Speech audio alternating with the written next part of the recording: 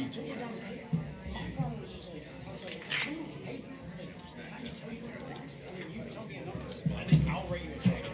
tell them how many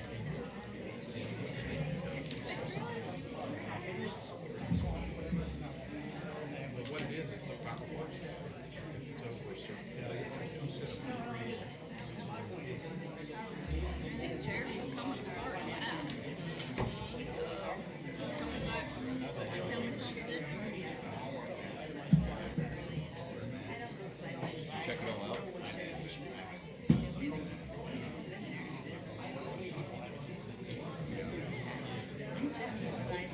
It's a pretty deep dive. We talk about it after the meeting. Guys pulled up like What I would say, look at it, but here's how many people are doing two properties, here's how many places are doing it, and then I would pay them. so it's kind of. I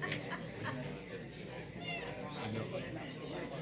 I mean, I think put it on the market at $450, just like you saw my rate, $395 to $430. It's just going to be for you find that person that goes out and sees the value in the home or it's trust patient. Oh, yeah. It's a fraction. It's going to take a little while. Like right now, market I wanted to. I brought up the.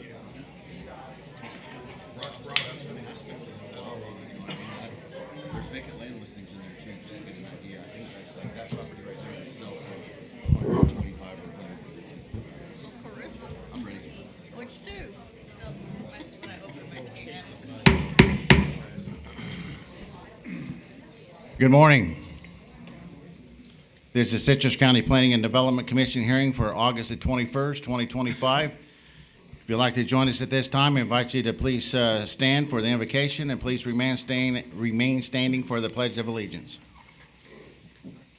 Dear Lord, please give us the grace to be understanding, patient, and tolerant. With these attributes, we can conduct our work in a manner which will be pleasing to Thee, our county, and its residents. In the Lord's name, amen. Amen. I pledge allegiance to the flag of the United States of America and to the republic for which it stands, one nation, under God, indivisible, with liberty and justice for all.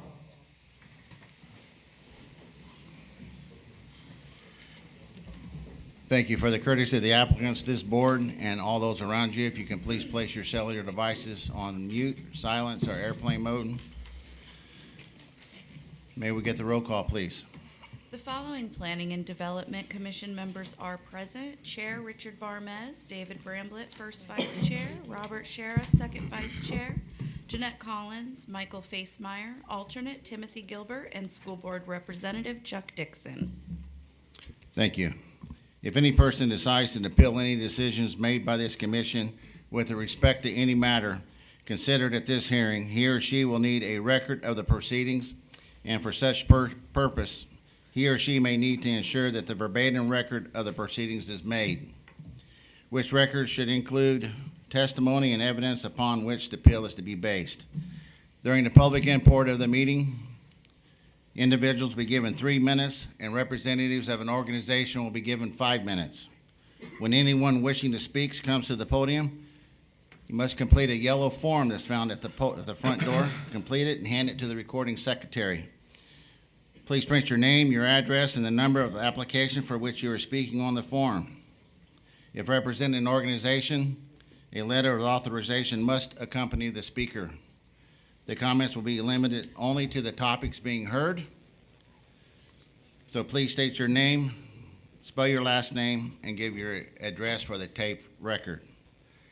So at this time, I'm going to open the podium up for the opportunity for you to come forward to tell the commission anything that you'd like to discuss or anything that's on your mind, but this does not have to happen to do with the application that you were going to hear today. So anything other than the application, if you got something, the podium's open. All right, no one? All right, seeing none, we don't have any, close the public portion of the meeting down. I'm sorry. Ma'am, Not yet. not yet. You'll get your chance, don't worry. Your time will come, ma'am. We have no minutes to approve. Do we have any staff announcements? I do want to say that we had a last-minute commission member not here, so that's why we have an even number. We do our best not to do that. I appreciate Mr. Gilbert attending today as an alternate, so sorry about that. That's all right, thank you. Ex parte communications by Madam Attorney. Good morning. Good morning. With regard to the application you're going to consider today, have you had any ex parte communications? And we'll start at the end with Mr. Dixon. No, ma'am. No, ma'am. Site visit. None. None. Site visit. Thank you, Mr. Chair. Thank you. So now it's time for application number PUD 2025-00005. If the applicant's present, please work your way to the podium as we get the staff introduction, please. Yes, sir. Good morning. This application proposes to amend the Brentwood Master Plan to change an existing ACLF multifamily retirement center to multifamily use. The site lies on West Alpha Court in Brentwood and is 10.8 acres in size. The Brentwood Master Plan designates this area as existing multifamily retirement center, ACLF. The site accesses North Brentwood Circle by this existing driveway. The site is addressed as West Alpha Court, which is a private roadway. This is the view from the site looking south on Brentwood Circle. The application would allow multifamily apartment use of the existing buildings. This is the master plan submitted by the applicant. Thank you. Thank you. Good morning, sir. Good morning. For the record, Logan Opsahl, 215 North Yola Drive. Good to be with the commission this morning. I do have a presentation which we'll utilize, which was sent to staff. Looks like we're getting that loaded up. Great. And this is ready. Thank you very much. Well, again, thank you for being here and for the folks in the audience for attending. Appreciate your time and consideration. The request before you today is to amend the existing Brentwood PUD as it relates to this particular property, the subject property, to allow for the renovation of that building for an age-restricted senior living community. And so much of my presentation will go into defining that use, but I thought it'd be good to start with what we're not. We're not an apartment building. We come in and we renovate and improve existing facilities for age-restricted multifamily community, senior community with activities and amenities. Alter Real Estate Partners, my client, this is what they do. They come in and renovate underperforming buildings. In this specific example, a defunct building. I have their principals with me today, Matthew and Jimmy, and I thought I'd just give them a brief moment to quickly explain to you what they do, and then we'll dive into this specific request. Good morning. Appreciate everyone's time this morning. As Logan mentioned, Matthew Please, Downs. please state your name, sir. Excuse me, sorry. Jimmy McDougall. And Thank you. my partner here is Matthew Downs. And just real quickly, real briefly, we have 40 years of commercial real estate experience together across a myriad of asset classes. For the past 14 years, it's been focused nearly 100% on age-restricted housing, active adult, if you will. And what we do is we acquire defunct, underperforming senior housing properties, typically from public companies, and instead of sort of moving those out into an auction process or just flattening the property, we reconvert them into an age-restricted product. We've done this all over the country, 8 different states. Together we've done 2,000 units like this together, from Massachusetts to Texas down to Florida. So senior housing is our passion, right? This is what we've dedicated our entire company towards. And just to be clear, it's not multifamily from a standpoint of multi-housing with children or anything like that. It's just an age-restricted product. Thank you. I thought it was helpful to get that little bit of extra color, and we'll dive into the project itself. Of course, everybody's familiar with the area in this property outlined in yellow. Some growth there happening to the west and recently. But I want to just outline what I intend to tell you today. Three things. I want to go into the Brentwood PUD, its history, and how it affects this property. I want to explain to you our product and what we need to get to where we want and with the county's cooperation. And three, demonstrate how it's consistent with the PUD and compatible with the area. So our request, modify the Brentwood PUD to change the use designated on the PUD from multifamily retirement center to multifamily age restricted. So this is an infill existing building. It sounds like a few of you have done a site visit, so you're aware of the present condition. But this would be an opportunity to renovate this building, improve the area, and also reduce the units, the existing intensity and density of the property. It was entitled for 178 units. It currently contains 192. Our proposal would be 150. So you saw that master plan that was annotated. That looks at the internal structure. We'll be doing substantial renovations to bring the whole property up to code standards, and again, reducing the existing unit count. What I do for a living is look at codes and comprehensive plans, right? We know the comprehensive plans, the law of the land in the county as it relates to long-term planning goals. And zoning, of course, is the implementation of those goals on a specific property. But I always find it useful to give just the real-world consideration for what we're considering today. And that is the need. We have an aging population. Citrus County's 65-plus residents are more than 2 times the national average, 10% more than the state average. And so this opportunity will allow for a asset class, for a housing type that will fulfill a need in the county. And so I find it important to just have a real world illustration before we start talking zoning codes and zoning, so, and comprehensive plan, excuse me. So here's the use. I wanted to start here, and I'll explain this slide. Back when we started this project, and Jimmy and Matthew found it, fell in love with this property at the county, and had this idea to implement. I wanted to request from the county the PUD. We have those documents. Some are not, because it's an old PUD. So we have to go off the PUD and then what the code says about our use. You've heard that Alter does this all around the country and the southeast. And not every jurisdiction's the same. Actually, most of them don't have a square definition for what we do. It's unique. And so it's my job, partnering with them, to make sure that when it reaches this body, when it reaches the county commission, that we're doing everything above board by the code to the best of our ability. The beauty of the PUD process is it can specifically outline the project and then account for things like design standards and performance criteria to make sure that the property is up to code standards.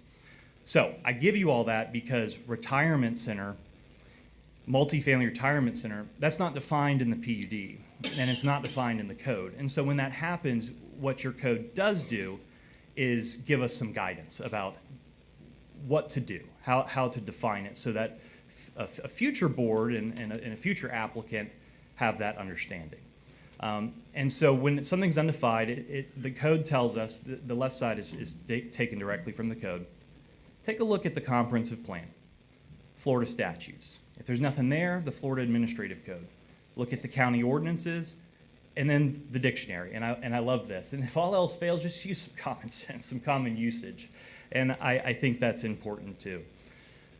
So retirement center, well, it's not in the comp plan, and it's not in the Florida statutes, although Florida statutes does define housing for older persons. Florida Administrative Code is silent on it, but your code also has definitions for housing for older persons. So we're starting to get some clarity here. And then looking at Merriam-Webster's dictionary of retirement home, that's the closest word I could find to retirement center, is a place where retired people can live and sometimes be taken care of. So then I want to drill down on the uses, retirement center versus multifamily age restricted. After all, that's the request. So retirement center is undefined, but we just did the exercise of how we've come to know, to understand what a retirement center really means. Activities, amenities, beyond a certain age. That's common usage of what a retirement center is. Multifamily age restricted actually does come up in your code. It comes up in your impact fee portions as it relates to school concurrency. When there's no kids, there's no school impact. So your code actually does call out multifamily age restricted in that section. So just for context, it says a multifamily dwelling that meets the definition of housing for older persons. So I thought, great, that's what the dictionary says, that's what your code speaks to. And it's different because your code calls out multifamily age restricted and then multifamily, which we come to know as your standard apartment. So two very different uses. I'm going to talk briefly just about the future land use designation and the zoning because they're important. The future land use designation for this site is residential mixed use district. I have a bit more information in my other slides that can touch on that, but I just wanted to outline that's the use. The comprehensive plan actually requires that in the residential mixed use district, you overall, from a planning perspective, you have residential uses next to non-residential uses. So this is the Brentwood PUD master plan. And again, this was approved back in the 80s and it's had multiple amendments. The most recent was done in 2024 and it did two things. It changed the unit count and it allowed for what I'll say administrative ability to amend the PUD. So highlighted for you, you have single family, 2 different classifications, and multifamily, 2 different classifications. There's that multifamily attached, like we just saw in the definition, and multifamily retirement center, which we come to know from dictionary and common uses what that means. What the PUD allows from this recent amendment last year is a residential land use types may be interchangeable among approved residential uses for villa, so single family dash villa, and then it goes on to say single family. Okay, so we're thinking all a single family. So all a single family can be interchangeable. And multifamily. So all a multifamily can be interchangeable. Notwithstanding, and with the help of your county staff, and I thank them for their time, we applied to amend the PUD so that we can memorialize all of this in a document, again, for the applicant, but also for future planning staff, for future planning commissioners. And so I was invited to outline to you what exactly we are, to give you all the information to make a decision and ultimately a recommendation. And I'll dive into that now. So here's the existing condition of the property. This is another, I'm trying to look at the real world implications of what we're doing today. It's not good. There's overrun dumpsters. It's become a health and safety concern. And the staff report notes that. Junkyard conditions is probably the best way to put it, certainly on some portions of this property. Here's some conceptual renderings of what we plan, and you can see the existing use with some new wrap and facade, new lighting, significant landscape investment, outdoor activities, indoor activities. I'll outline those in further detail. All of this will have to get approved, reviewed, site plan review. This is all in the ordinary course, but we wanted to provide renderings of what we plan to do based on what we've done in some other projects. And I have some pictures of other projects too, so you can see the caliber of the end product of what Alter does. So here's some amenities and activities, and this is really important to our end product. Things like a wellness center, on-site therapy, the pool, outdoor activities. You saw the pickleball, gardens, trail, game room. Really invest in that amenity portion. And of course, activities, game nights, worship services, church, monthly community social gatherings, holiday parties. Those are the types of things that we expect to see in a retirement center, that we expect to see in a senior living community. And the unit amenities, these are some of the pictures from some of Alter's other projects in other jurisdictions. Full renovation of the existing kitchens in the units. You have a washer and dryer. This is a complete overhaul renovation of these units. And as I noted before, some walls will be taken out to reduce the overall units and enhance the units once the project is finalized. Some of the resident services include light housekeeping, scheduled transportation, on-site maintenance, and of course, social engagement. Here's some more pictures of interiors of projects we've done. The kitchen, these are a main lobby area. So as you can see, this is a really good product, Class A senior living community. This is an aerial look from one of our projects. Guys, is this the South Carolina site? Yeah, this South Carolina similar project, again, coming in and renovating an existing building and cleaning it up, making something that the county can be proud of. A couple things I want to touch on in the staff report because I thought it did a great job of giving us some of the history of the PUD. It was incredibly helpful from my perspective. So this chart shows the amendments to the PUD. 3 are noted with a change in the unit count. Now you heard me mention we're not a nursing home, and the staff report makes that clear that definition, assisted care, nursing home, that was never utilized in the Brentwood PUD. It just laid out the units and said retirement center, 178 units. Again, our request is for 150. The comprehensive plan, there's a few policies listed in the staff report. This one in particular, 17.5.5, deals with discouraging urban sprawl.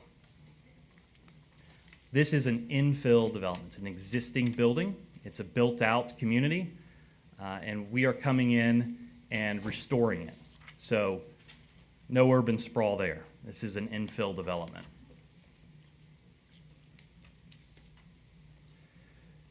This relates to the process. So we want to make sure we're doing the planned unit development process for the multifamily uses and discourage sprawl. I put the 2 definitions back for you because this is a reuse, but it's also in line with the future land use, mixed use, because in the area there is a nursing home to the south of our project. There's some denser residential. There's some single-family residential.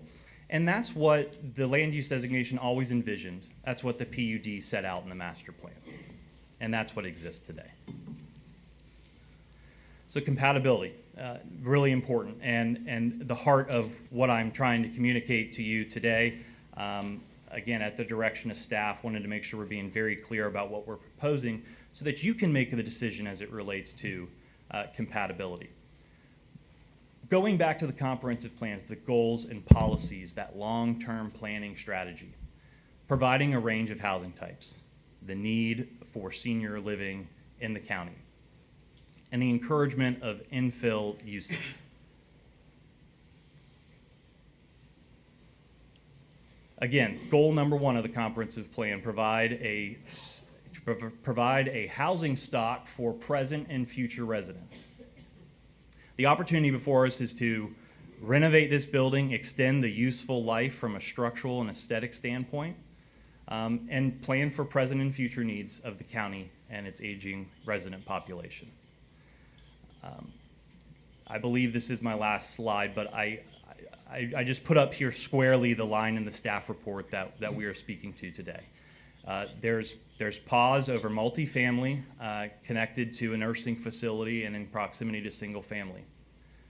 So I wanted to make clear that what we are is a senior living community. not an apartment multifamily attached like we see elsewhere in the PUD.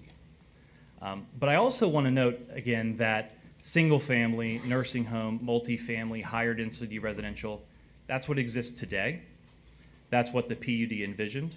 That's what your comprehensive plan envisioned. And that's what we'd like to achieve for the county. So with that, I'm happy to answer any specific questions you have. And if I may just reserve a few minutes to answer any questions we hear from the public, that'd be great too. Thank you for your time. Does staff have any questions for the applicant? Yes, please, thank you. For your clarity, the number of units, I had asked for that. I know your letter said 115. The site plan has 158, rough math, and your PowerPoint says 150. How many units are you proposing? Yeah, so we're proposing for purposes of the PUD and not to exceed 150. 150, okay. The staff report reflects 115, so I have to clarify that. And if I may, as I Sure. mentioned, we got to go pull building permits for all these things. They need to be fully reviewed by staff, and so the not to exceed language I think will help. It may be less, but it'd be helpful to have a not be more.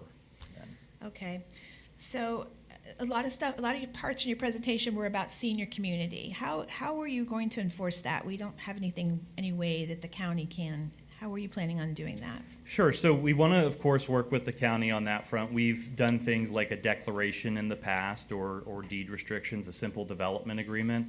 We want to do whatever is clearer and cleanest for the county. But my suggestion, I think the cleanest way to do it is to account for it in the PUD itself. The PUD amendment to say this is multifamily, age restricted, and you can put it in the PUD ordinance itself, and it would run with the land.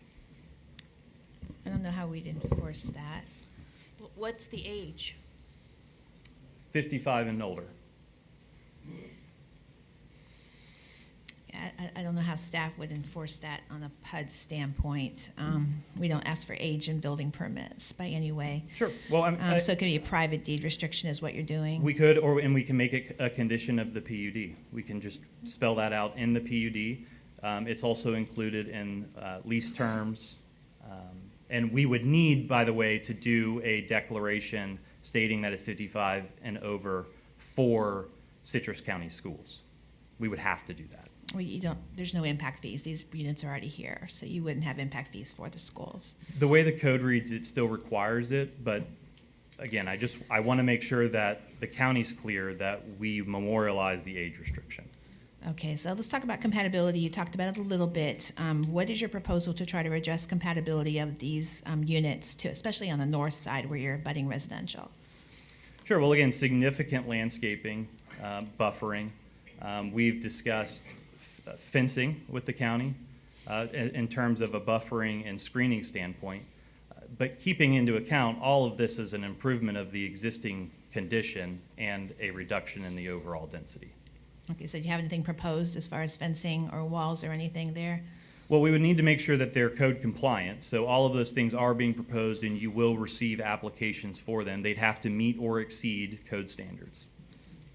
Okay, so the code literally just suggests that you have a 25-foot intense buffer or you have a wall. It gives you some options. So Right. did you have a choice of any of those? What were you thinking? I'm trying to look at compatibility Sure. on the north side. So do you have anything on what you want to do rather than you're going to meet code? You don't have anything specific? Well, I would say that we want to get the county at a comfort level. So if you have requirements or preferences, we would certainly want to incorporate those. Okay. And you've seen the conditions in the staff report if this application is recommended for approval. Did you have any comments on those conditions? I didn't- Other than the units, which is clearly wrong. Sure. There's a few things we have to take a look at. Parking's one of them. There's other things in the conditions that will bring the property up to code compliance. All of those are understood and agreed to with the added addition of, again, putting in the age restriction. Okay, no other questions, Chairman? Thank you. Does the board have any questions for the applicant? Commissioner Facemeyer. Have you checked with the developer, all those roads in there are private, to see if the developer is in any agreement with any potential increase in traffic on those private roads? Well, my understanding is the right of access already lies with the land. As it relates to traffic, all of those conditions were taken into account for the 178 units. This would be a reduction. So from what's entitled and approved today, it would be a lesser impact. Thank you, sir. You're certainly aware that the conditions there are deplorable, to say the least. And Sure. you admitted that in your presentation. What assurances can you give the fine people of Brentwood who are here with us today, many of bet. whom are my friends? What assurance can you give them that won't be more of the same? Sure. We are hungry to get this project going. This is one of the first steps to get it approved for our use, so that it's clear in the PUD and the master plan.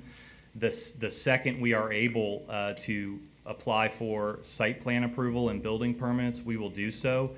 Cleanup's already commenced out there. We've already engaged experts and architects to begin that process. So these are real world dollars and cents of an investment that's being made today, sir. So we are full steam ahead towards pulling building permits and getting this property cleaned up. And just one more time, can you clarify for the board what your vision, how you see the ACLF designation different from the proposed age-restricted 55 and over? Yeah, the ACLF is interesting. It's pretty clear that the nursing home and care facility wasn't utilized. ACLF isn't specifically called out in code, but similarities are. I think what we know to be true is that this retirement center component is what will remain. It's very similar to in line with the definition of that use.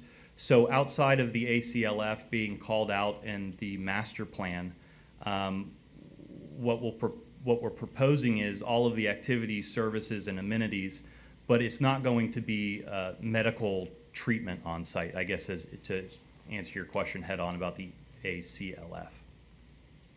Thank you. Thank you. No further questions now. Thank you, Commissioner Facemeyer. Commissioner Collins. The units in of themselves, will they be apartments or will it be like a condo type setup? Yeah, it's similar to a condo type setup, I suppose. It's full kitchens. These have living areas, bedrooms. You have bigger activity centers for parties and gatherings and things like that. So it's more. It's similar to, again, that retirement center use. And I guess what I meant to say is, will people be able to buy the units It's versus rentals. Yeah, it's rentals. Okay, so I want to clarify it as seniors. rental units. Yes. Okay, but essentially the assisted living part is going away. It's just going to be really a apartment type units for senior living. Yes, and my understanding is the assisted living component wasn't really utilized, but particularly in recent years. The nursing home facility to the south, I believe, did have some customers from the use prior to its abandonment of this facility. But so it's very in line with what was approved before. Okay, thank you. Thank you. Thank you, Commissioner Collins. Commissioner Shara. Good morning. Good morning. I'd like to come back to this concept of the multifamily retirement ACLF versus multifamily residential. Great. And I'll also be bringing this up when I'm talking to staff as well. It's not, and I always think of the unintended consequence. The next person down the road, the people you represent, would look to sell this in the future. So what protection is given to the residents of Brentwood that this would remain a over 55 deed restricted community of, which would go a long way towards meeting some of the characteristics of the community today in terms of a retirement community? Great question. All those requirements run with the land. So if it's deed restricted, that's an assurance. If it's in the PUD condition, that's an assurance. It's going to be within our lease agreements. That's an assurance. This is a senior living community, and we'll do whatever it takes to make sure that that is made clear and runs with the land from now and till kingdom come. Okay, thank you. Thank you. So the next question would be, excuse me. Commissioner Feistmeyer brought up the issue of a private road. What discussions have you had with the current developer of that area in terms of the use of their road, the maintenance of their road, safety, that type of issue? Sure. The use of that road is already approved. We have full access to it. That runs with the land. Without having done a full title review, I haven't laid eyes on an access agreement or anything like that as it relates to maintenance obligations. But I can get you that information. It's likely memorialized in a separate agreement. So you're not familiar with the details of the road? You haven't approached the current owner and developer of the community? So I don't know if we've had discussions with the road, whoever maintains the road, but again, the maintenance obligations are likely part of a separate agreement, and those requirements need to be adhered to. There's likely a cost share provision in there as well to maintain those roads and keep them up to standard. Okay, well, fair enough.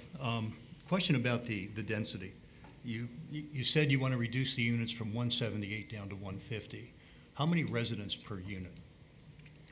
Well, one is all that's required. Typically in senior communities, you have spouses, so we see almost uniformly one or two in a unit.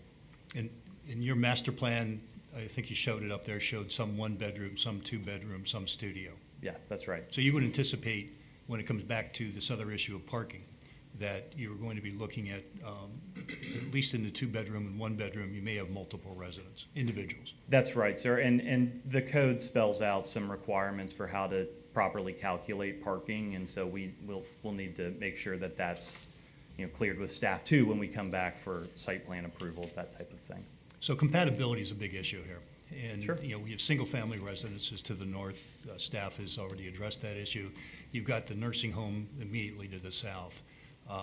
What is your plan to, if you will, to buffer the nursing home to the south? Let's start there. Sure. Well, I think everyone wins when there's appropriate buffering and screening. And so you've seen on some of the pictures we have heavy investment in landscaping and screening. That includes things like fences and walls and landscaping. And so that's what's going to be done here, and that will be specifically called out in the site plan as well, to make sure that those things are screened from view, that, again, compatibility to those uses, that's important for us as well. So where there would not be physical space to put in a 25-foot vegetative buffer, a 6-foot wall with a 10-foot, to the details of the LDC. Sure. That type of buffer is anticipated by you in this application? Yes, sir. Those sort of screenings and how they relate, not just by side, but even section by section, that will be drilled out in the site plan. If portions need a wall, that's where it's accommodated.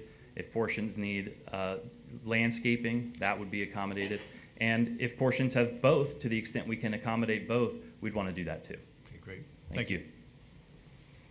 Thank you, Commissioner Shera. Mr. Chair? Madam Attorney. Yes. I just wanted to follow up on a couple of the questions because when it comes down to it, we have to draft these words. Sure. So in Mr. Shera's question, he inserted the word deed restrictions in the question. When you responded, you said, if there's deed restrictions. The county does not enforce deed restrictions. But are there going to be deed restrictions or are they not? And if there are they going to be the 80% 55 and over? So we want to accommodate that requirement from a standpoint that everyone has a comfort level. So to that hypothetical of deed restrictions, that's one way I've seen it done in other jurisdictions. A declaration for the property, it's another method that can achieve that. Development agreement. Does the county attorney have a preference?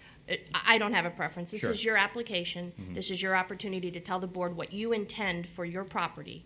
And we're going to reflect whatever you decide, whatever the board decides in conditions. So it's not if I may. Sure. It's not if or, in other places or how we did it here or how we did it there. How are you going to do it here so we can get those words in the conditions? I'd like to put it in the PUD ordinance itself. So it always runs with this property, and it wouldn't be able to be changed unless it came back before this body. So you're not gonna have deed restrictions? I think putting it in the PUD is the cleanest way to do it. Okay, so you're not gonna have deed restrictions? No, ma'am, Okay. unless that's preferred.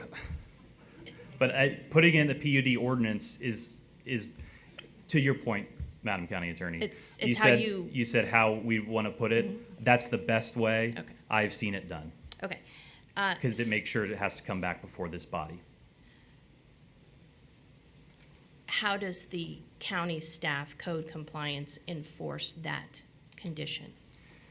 If there's not age restrictions on the property, if that comes into account that that's not occurring, that would be a code violation as it relates to this PUD ordinance. So someone would have to make a complaint, because our code compliance is complaint-driven, as you know, statute requires that. So someone would have to make a complaint that there are folks living there, maybe a spouse of someone who's 55 might have a spouse that's 45, might have a spouse, younger than 55. So someone would have to make a complaint that that's occurring, and code compliance would have to investigate and then bring it before our special master. So that's the scenario that you're presenting to the board of how we're going to enforce the age restriction. Yes, that's how all PUDs are handled in the Okay. entire county. Okay, I got that. So following up again on Mr. Scherer's question, he talked to you about different types of buffering. You said if a wall is required in certain areas, you'll do that. If if shrubbery is required in other areas, you'll do that. But again, we have to write these in words. So what is it you're presenting? Are you presenting walls? Are you presenting shrubs? Are you doing type A, type D? So we can get the words and the conditions. Sure, my understanding is all of that is required at the site plan approval process. So right now, we're just in entitlements. And so all of that will be made clear in the site plan according to county specifications. Can you write that? Vaguely. Okay. I don't have anything else. Thank you. Well, thank you, Madam Attorney. You took away two of my questions, so thank you for that. Well, I didn't mean to take away questions. I just know that we've got to eventually write these words, and I want to Absolutely. make sure we all understand what I the words are appreciate going to that. say. Yeah, thank you. Mr. Dixon. I'm not sure my question was answered, but the question of, you stated deed restrictions and then you stated lease agreement. So are these things going to be sold, or are they going to be leased by a central? They're leased, and the age restriction's in the lease agreement. Okay, and they're long-term lease? Yes, Okay. So you would have provisions in the lease agreements to lease only to people of a certain age?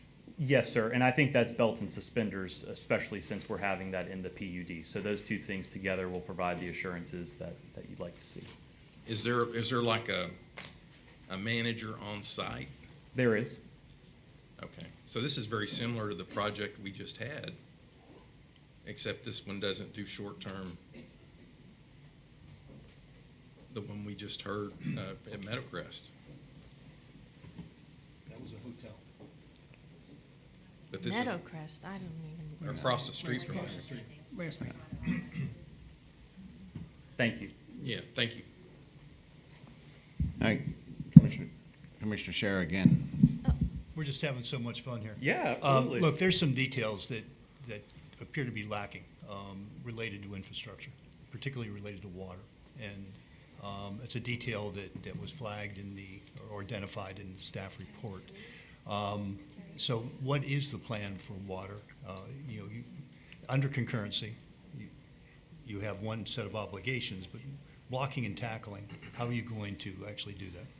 Sure, and I think there was two things in the staff report. One said there are readily available utilities, and the other said water needs to be worked out. It's no different than any other project. We'd have to, all of those concurrencies that relates to utilities have to go through a process spelled out in code as it relates to connection fees, all of those things are accounted for in the code.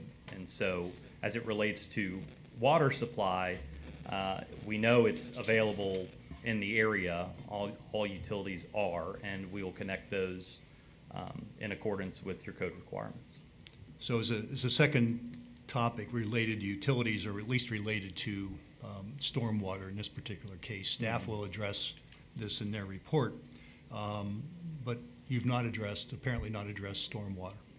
Yeah, those requirements, it looks like back in 1980, the different requirements for stormwater, and so that's likely why it was never addressed on this property, but it's something that we have to account for, accommodating storage and stormwater capacity. All of that has to be reviewed by each department and fully engineered according to code as well.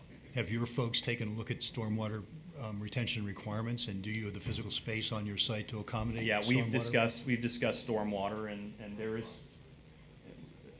we have a civil engineer engaged who's reviewing that as well. It has to be done, sir. And are you required to get an ERP for that? I don't Environmental think we resource need permit? an ERP, no, because it's too small, but our engineer, is reviewing that. I don't believe an ERP is required. Okay, thank you. Thank you.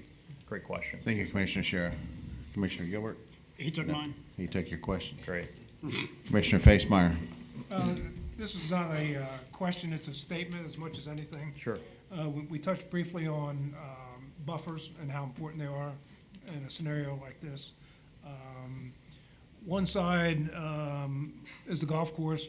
It's questionable whether you really would put too much of a buffer there other than to protect your potential clients from stray golf balls. Only if I'm golfing. Yes, nursing home side, that's important, but I think the north side on Alpha Court's critical. I agree. Because many of the people in the audience today live right on the other side of Alpha Court, and I think it would go a long way towards giving the residents of Brentwood some comfort if you could demonstrate, or you could articulate how you plan to make that a comfortable transition from your property to their properties. Yeah, sure. Thank you. It's a statement, it's not a question. Well, I think it's an important one, and we've talked about it a lot, and I know the folks in this room are it's important to them as well. Joanna raised a great point too. Fencing and landscaping will be done to the north to buffer and screen that property. Guys, do you have any other specifics or thoughts as to that? I would just,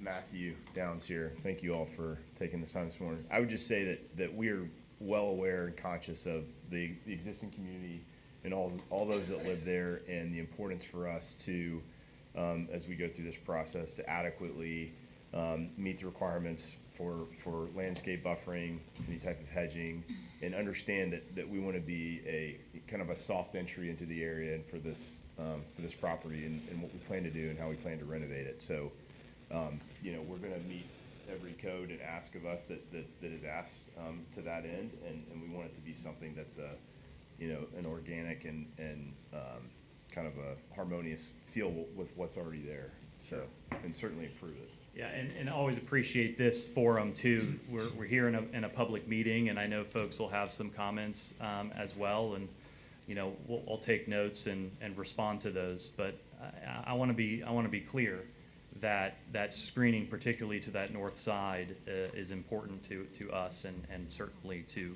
a lot of folks in this room. All right, thank you. Go ahead. Do you have any Commissioner Shara. business relationship with the nursing home? We do not. Separate ownership, separate enterprise? Yes, sir. Thank you. Mr. Chair?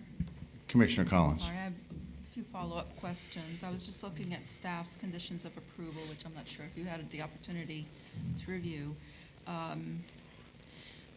Typically, your PUD relates back to the master plan. So there's the overall master plan for the PUD of Brentwood. Right. And then there was the additional, when they added the additional land also. Would you be of objection to add your site plan to the conditions of approval? Because right now, all this would do is change the use to multifamily, but it doesn't really state anything that it's specific to the site plan that you are proposing. So Sure. in my opinion, a future planner could say, well, he's still entitled to 115 units. You could basically start over and just do multifamily. Is that, and I don't know if that's something that staff had considered I guess when they get up, I'll ask them also. Yeah. But would you be amenable to kind of memorializing that site plan to the PUD for Track 28? Sure, great question. The site plan that you saw up there was really internal looking so that we could give you some, as much detail as possible what's going on inside. It's rough, I have to admit. Sure, sure. It's highly annotated too. A fully engineered site plan will and has to be done. That is not, a fully engineered site plan is not something we have completed yet. We have to take into account things like stormwater and parking and those things that run their normal course. I'll note, it's not really a change in use. It's going to be not multifamily retirement center, it's going to be multifamily age restricted. So not your standard apartments. So as it relates to the master plan, I think all of that is accommodated well. I think to answer the heart of your question, can we see in full detail and attach it to the BUD? We're not at that stage yet, and I don't think we want to be, because the county needs to give a full review before we have a fully engineered site plan. But to whatever degree we accommodate those things, I think in terms of what we put in the PUD, it will have to go through the site plan approval process and be approved by the county. I think that would be helpful language as well. So great question. Okay, thank you. Thank you. Thank you, Commissioner Collins. I have questions, I'm just gonna wait for you, because you might ask them anyway. I know they've already answered most of mine, but I got one. Got a couple for you. Yes, sir. You're not off the hook yet.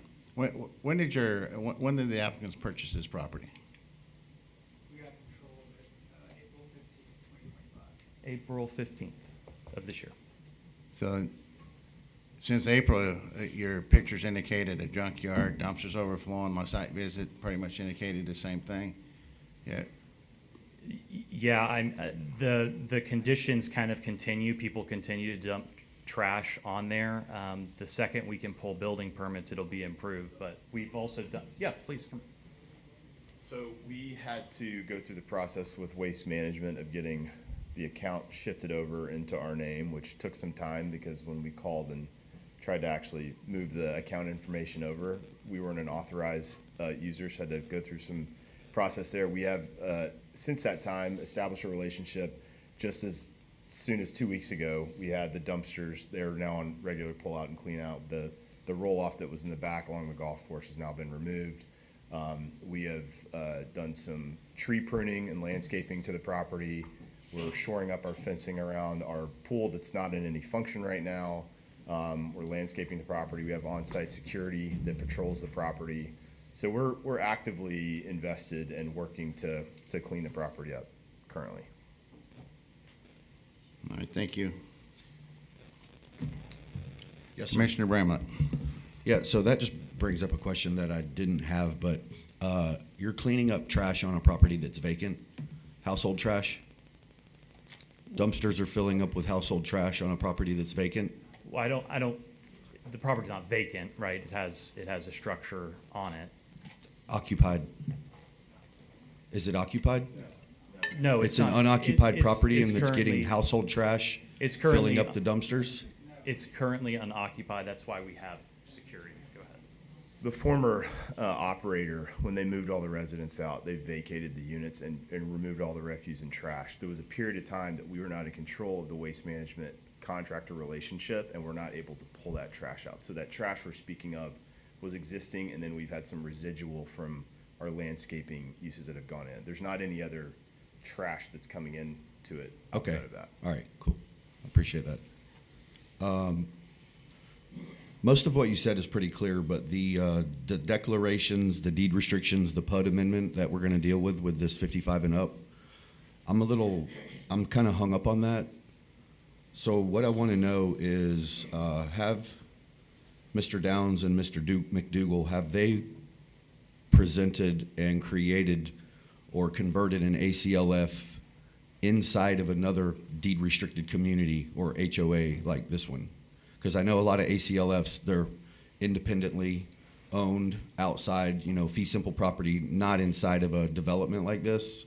I think that sort of adds a different layer that we need to try and clear up. So that's my first question.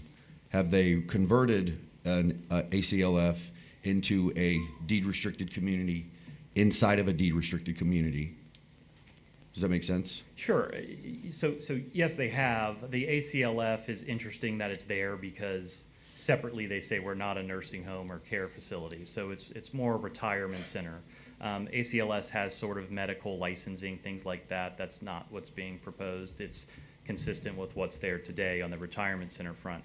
I got a lot of questions about this, so I thank you again for the clarity.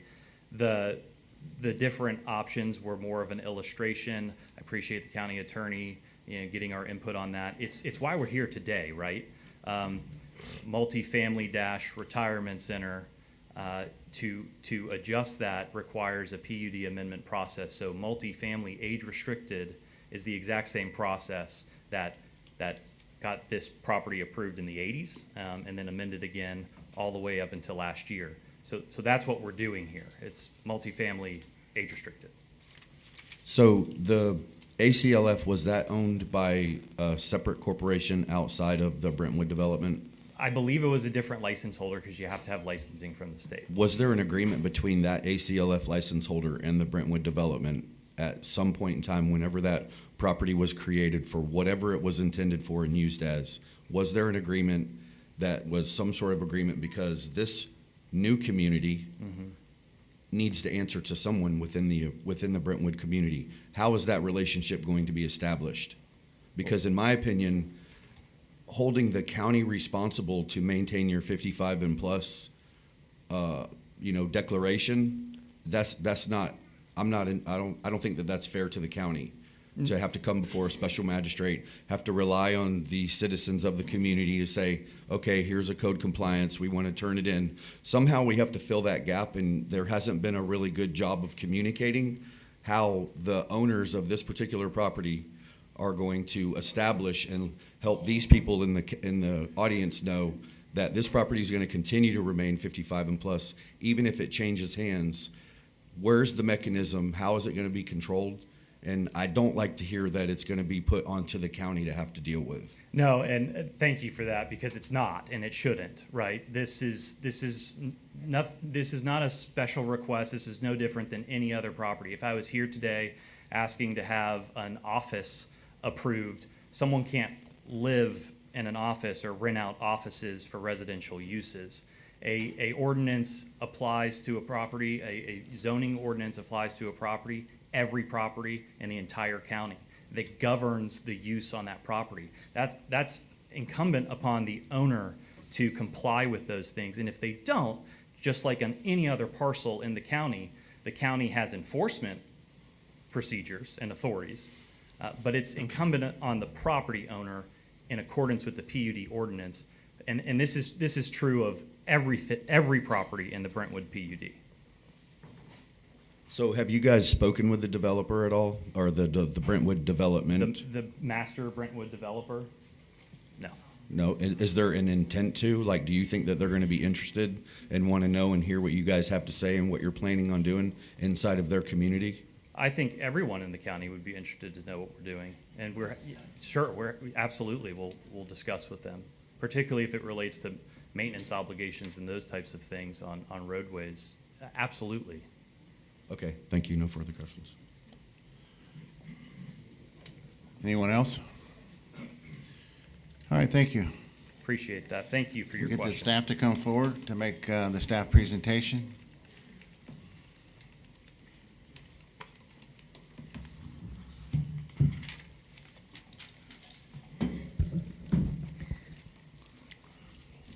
See, we put one on the agenda and it still takes a while. Sorry about that, guys.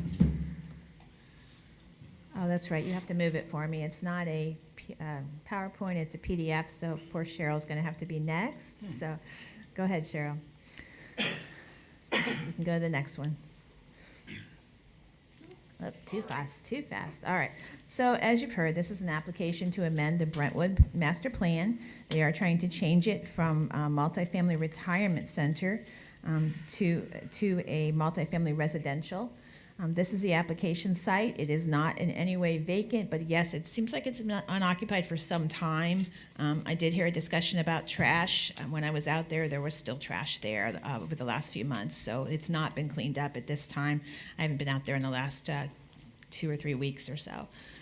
So it is located within Brentwood. Those are private roadways. In answer to another question, I did have a discussion with a developer of Brentwood, that is Citrus Hills, that's working on the part to the west, not Bobby Glen. They were concerned about losing some of their entitlements for multifamily. They are not. This is a separate multifamily category, and you'll see that in the conditions in the staff report. So they were reassured about that, but that seemed to be their full knowledge of this application. It worked. Yay. Okay. All right, so this is the master plan. You know I love colors. So the multifamily retirement center, you heard a lot of discussion from the attorney about definitions. While I don't actually agree with a lot of the conclusions that he made, the multifamily retirement center here was specifically done for some independent units and some specifically dependent units. So I do say in the staff report there were 99 independent units and there were 79 kind of dependent units where people shared beds and were reliant upon the nursing facility to the south. They are proposing now 150 independent units, but really apartments. So it does have some issues. This is one of the access points going in is crumbling down. The driveways are certainly crumbling. This is the buffer that's supposed to be between them and the nursing center. Clearly not a buffer. There are a few beautiful trees out there that have been kept, but they're not meeting the buffer requirement. This seemed to be also the only drainage swale I could find on site. I think stormwater is a concern, and I'll show you a picture of one of those in a second. This, I think, is what triggered a complaint for code compliance for construction on site. It looks like someone might have tried to deal with. This is down from the swale I just showed you. This is over toward Brentwood Circle. It didn't look like it was completed. It's not really helping drainage in any way. So you see a condition from engineering in the staff report that if there is new impervious surface, they absolutely need to address stormwater.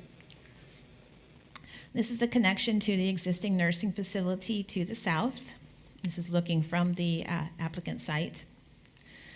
And this is across Brentwood. This is the new area of Brentwood being developed. There are some homes across Brentwood as well as to the north. This is some of the interior. There are some areas that have some landscaping that looks like it's pretty good, and then some areas that are not. See, like this, there's some landscaping there, a little bit. Most of it looks like this. There's no landscaping at all in the parking areas. That is an overflowing dumpster down there that I took about a month or so ago. And this is one of the areas I wanted to point out. This is definitely lower than where I'm standing with the picture. You can see possibly some sandbags there up against the door. They're obviously having some trouble with flooding, or were when this was occupied. The screen there is certainly in tatters, and you can also see some sandbags in that little alcove there. And this is just to show that, yes, the buildings are old. They are somewhat crumbling. We saw some damage. One of these AC units was working. Not really sure why. I saw one more on the other side of the complex working. Most of them are not. So this has sat in the Florida heat for some time. And this is one of the interiors of the units. Excuse me, I did take this through a window. I did not break and enter. But this is what the units look like. They showed you some very pretty pictures in the PowerPoint. That's not what this is, although this may be one of the smaller units. No idea. I tried to look in a few other units. There were a lot of blinds that were shut, so I couldn't do that. This is the site plan proposed, and I appreciate Commissioner Collins' comments about putting this in the conditions. The reason I did not is because I'm having a bit of trouble understanding this as well, and it also has the number of units as 158, which is not at all what he's wanting. We'd have to have a new site plan. I do appreciate the reference, though. She's correct. This was not intended to give them multifamily. You can clear it and build what you want. That certainly is not it. And I want to go back. Can it let me go back? Yay. Okay, so staff's major concern with this is compatibility. We can tell the number of units. Yeah, they only had 99 independent before they went 150, but there were 178 units total approved here. The concern is that the residential site to the north compatibility-wise, the senior comments, you heard a lot of stuff about that. I agree. One of my major jobs is to testify to the special master for code compliance. I have no idea how we're going to enforce 55-plus living here. We don't go out there and say, how old are you? There's a kid that gets on a school bus out there. We're not going to suddenly assume they live there rather than being dropped off at the grandma in the morning. There's just no way for staff to enforce that. You heard him say he wouldn't do deed restrictions. If he did, we also cannot enforce deed restrictions. So as this board has talked about, deed restrictions can change without our knowledge. I think the senior rental, absolutely, he is correct. The comprehensive plan talks about the need for senior housing, senior rental housing, absolutely a need in Citrus County. And redevelopment of existing buildings, absolutely encouraged in our comp plan. In this case, I don't know how to enforce this as senior living. The state doesn't have that criteria anymore for senior housing registration. Most 55-plus communities that did had 80% have to have one person living in there that's 55-plus. That's certainly not no families. That just means you have to have one person in there. This is difficult to enforce the senior component of this. So because of that, it's going to be hard to look at compatibility by saying, oh, they're just 55 and plus, it's going to be lower. As you probably know, some 55-plus communities are actually louder than some family communities, but that's the way it is. To try to address some of your comments, Commissioner Dixon, I heard you say comparing it to Whitestone Landings, I think is what you were looking at.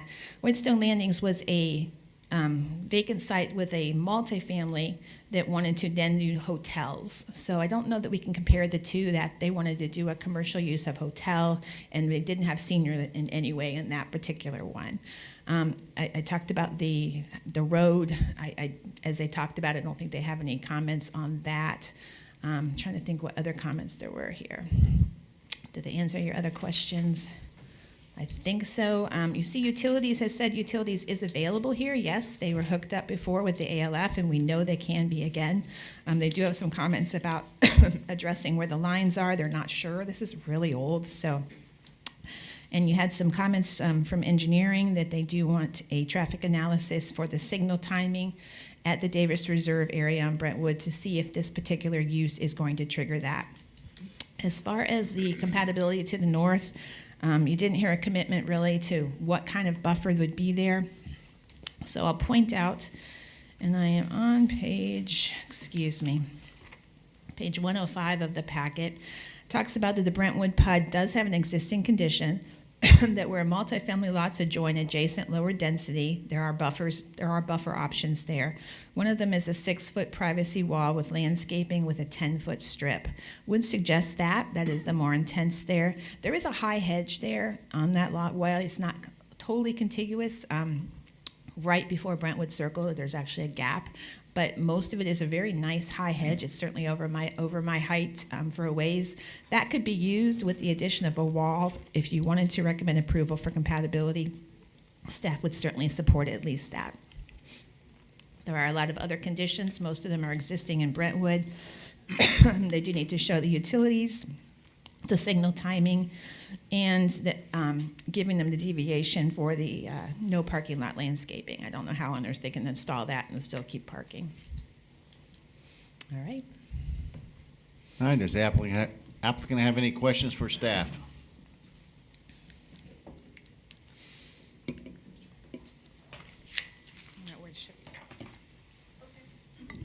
Thank you.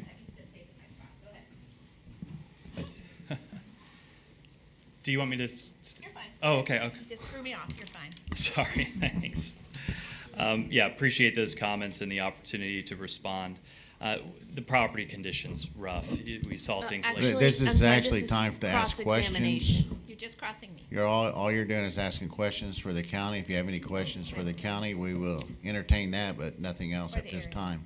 Okay. That's good. I'm assuming you'll want to do public comment. If I could. You'll just have a chance to do a minute rebuttal or two after to- public comment. This is just for you to address the questions or any concerns to the staff. Sure, understood. I'll wait till my rebuttal. Thanks so much. And Thank you. rebuttal is restricted to comments from the Comments public, heard not. from the public. You don't rebut staff. I don't plan to. Okay, to- I'm just making sure we're clear. Well, okay, certain items about the property condition and the availability of utilities, those are things that we addressed. The property conditions pretty rough. Prior to our ownership, we purchased it to fix it. So I think in terms of the enforcement, my question would be, I don't see how this is different than any zoning on any property anywhere in the county. I certainly don't want the onus to be on the county, but any application that comes in for any use is required to abide by that use, or it's a code enforcement issue. So I think the ordinance is how you govern and comply with the age restriction. I'll also say that we will commit to building a wall to the north on that. Is this a against this. question or is this a statement? Because I was waiting for you to get to the question mark. Sure. The other, and I guess I'll direct this to Joanna, the other age-restricted communities in the county, how do you enforce those? We do not enforce age restriction. Okay, but are they required by schools to have a declaration as to age restriction? I'm not with the schools, I have no idea. The short answer is no. No, You can't answer that, Chuck. you're not. Well, I'm the staff of the school. I respect that. He's cross-examining county staff. Okay. You're good. He does know the answer. I'll wait for rebuttal, but wanted to get those questions answered. Okay. Thank you. Come back to Mr. the Chair. podium, Joanna, please, because we still got a question. You get our questions. I apologize, Mr. Chair, but I have a medical appointment, so I have to leave. Oh, you're gonna leave us alone? I'm going to try to come back. Okay, well, We may not be still here. hopefully we're gone by then. For sure. But, It's yeah, a- Joanna, it's a we have- It's a televisit, so I'm just going Okay. to go out to my car. All right, great, thank you. Joanna, you can come back to the podium, so the board would like to ask you questions. You're gonna Front and center. You thought you were getting away with it. I'm making you go back and forth, sorry. I need it, you're good. Yes, sir. All right, who has the first questions for staff? Saying then they have none. Commissioner Shara, we'll let you start. I did not put my hand in the air, but here I go. You always have questions, and it's good. Look, this topic about over 55, senior living, age restricted, it seems to be a key component here.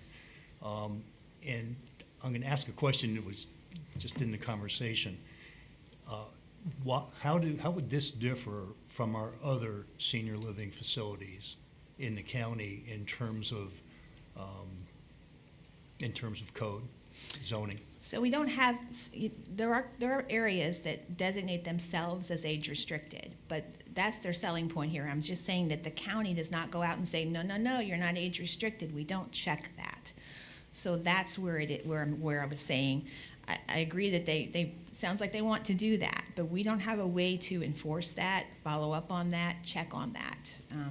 Okay, so it's not an item that the county actively or can enforce. Correct. But when we look at the other retirement facilities in the county, there are other retirement facilities that may be some combination of deed restricted or other self-declarations that put it into a PUD or put it into another legal document. They are self-declared, so the county doesn't check on that or confirm that. Those are people that say, we are a retirement community, and they can say that, but we cannot confirm that or enforce that. Okay, thank you on that. Compatibility was a cornerstone of Right. your presentation related to the neighbors both north and south.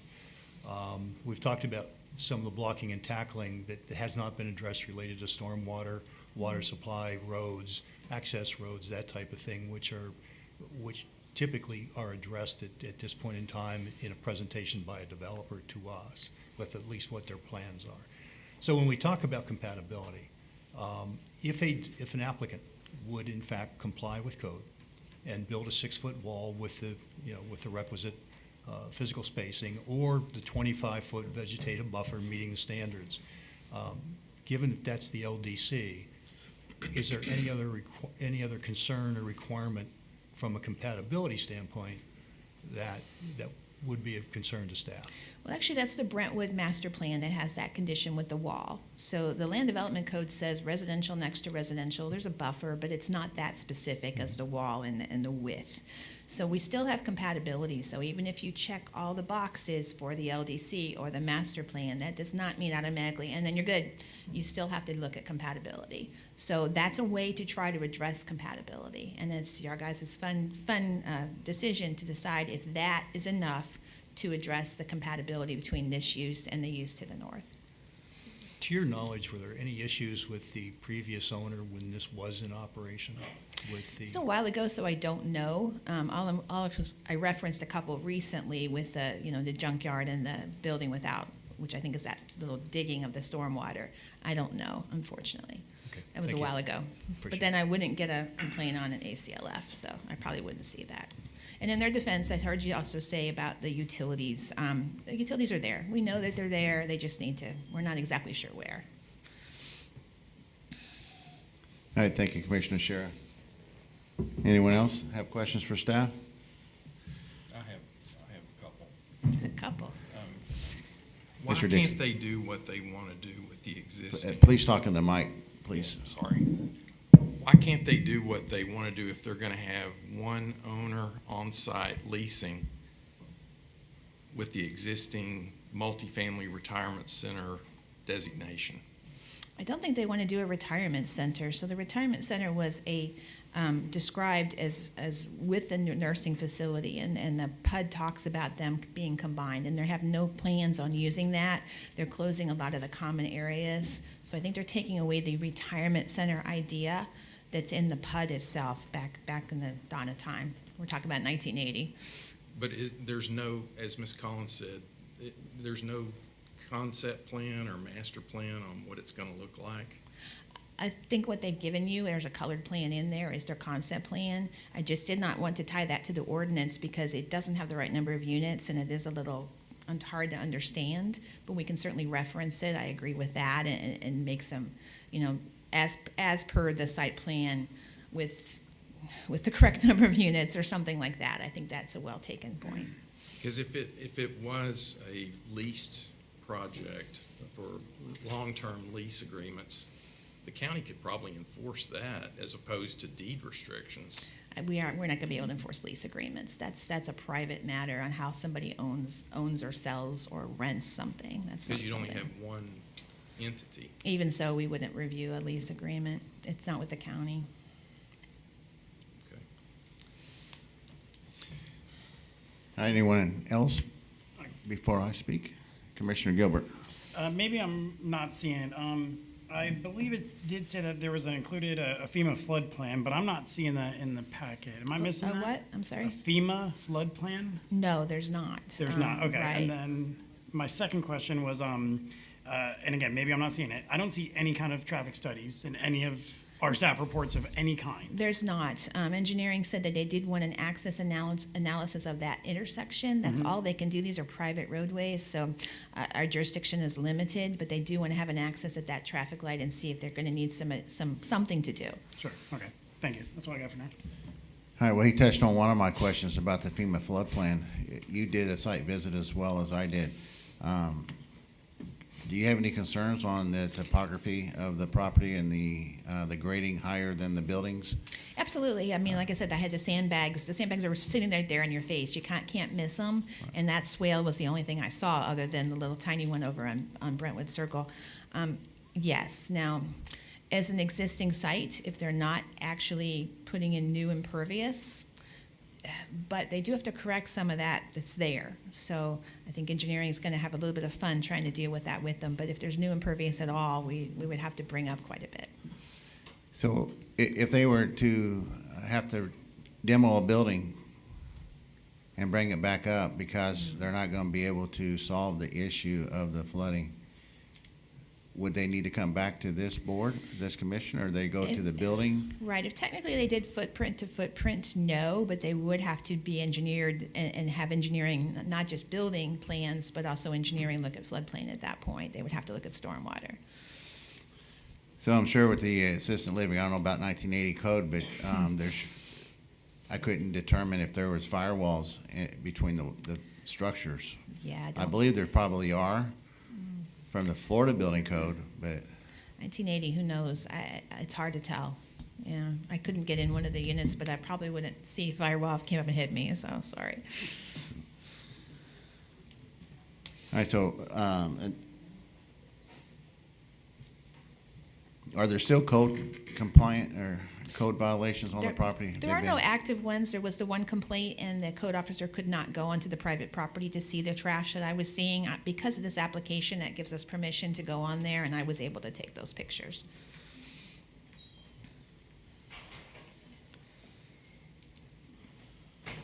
All right, I think that's it. Let me off easy. Commissioner Collins, did I shake your brain? Going to back to the conditions of approval for the existing PUD, and I know the applicant alluded to this. On condition 5, where it talks about unplatted or undeveloped residentially designated areas, and in parens, it talks about villa, single-family, and multifamily, and it allows at the developer's discretion where it's interchangeable. This property does carry the multifamily designation, although it does indicate that it's for retirement. If this property had been undeveloped, Yes. would they be able to?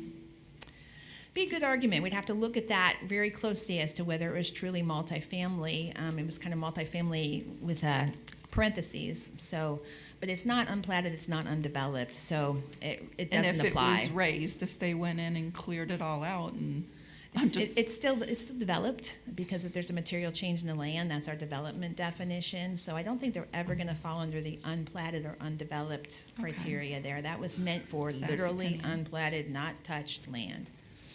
So I don't think they would fall under that. Okay, I'm just trying to think of if this board was inclined. So we obviously still going in the process and due process, so we need to hear from everybody. The other thing is if the applicant was inclined, and I think he alluded to this, about putting in a condition where at time of development they would provide declarations that they're a 55 and over community as part of their, I don't know. I know that there's a way that they register with the state, or there used to be. Has that changed? It has Okay. changed. There's no longer a registry with the state. Okay. It's entirely private, and as this board's discussed, deed restrictions, not only are we not a party to them, Yeah. they can change us, without our knowledge or oversight. So Okay, so, they're a yeah, concern. interesting, because then related, I don't know, and I know this project won't have impact fees because it's unit for unit Right. replacement, but I'm curious now how the county even assesses impact fees, where it's almost like an honor system at that point. Yes, it is. Okay, I'll shut up. Okay, I'm just trying to, figure how. Thank you. All right, well, thank you, That was- Joanna. That was rough, okay. All right, before we move on to the public the public input portion of the meeting, we're going to take a 10-minute break for a bathroom break. We'll be back at about 10:35.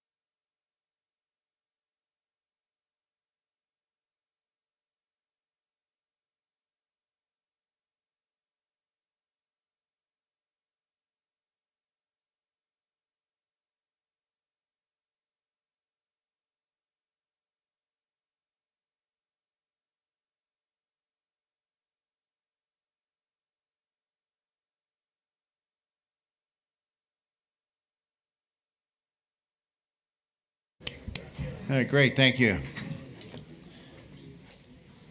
All right, so at this time, the public portion of the meeting will now be open. If there's anyone present that would like to speak on this application, please come forward to the podium. As a reminder, individuals have 3 minutes and organizations have 5 minutes.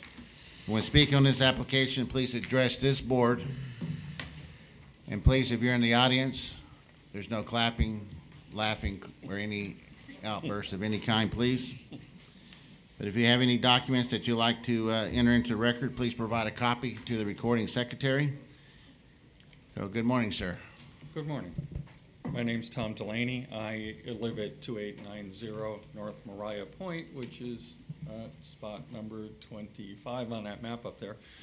I have 4 concerns regarding this. First is density, second traffic, third access, and fourth is buffer. I think buffer has largely been addressed during the discussion already, so I'll probably skip over that. Density, and so while it was suggested the number of units is going down, the nature of the people living there are very different. The people, the previous occupants, very few of them had cars, they didn't leave the property, they had communal dining. This implies 150 units with people with cars driving in and out, going to the grocery stores, making their own food. So it's traffic, it's garbage, it's water, it's electric. It's a much different use, even though the quantity of units is similar. So I would argue that it's a higher density, not a lower density. The traffic, if you say you need 1.5 cars per unit, we're probably going to be pushing some 250 cars through there between the occupants and the staff. There's only about 600 units in Brentwood now between houses and the multifamily up front. So it's a substantial increase, maybe on a daily basis, 25% increase in the traffic. Even if you reduce the number of units down to, say, 115, it's still a 15% increase in traffic on private roads that, frankly, I'm going to have to pay for in the future as it's a private road that ends up in my monthly HOA fee. So the other part is this is located all the way in the back of the property, so they have to navigate their way all the way through the entire subdivision.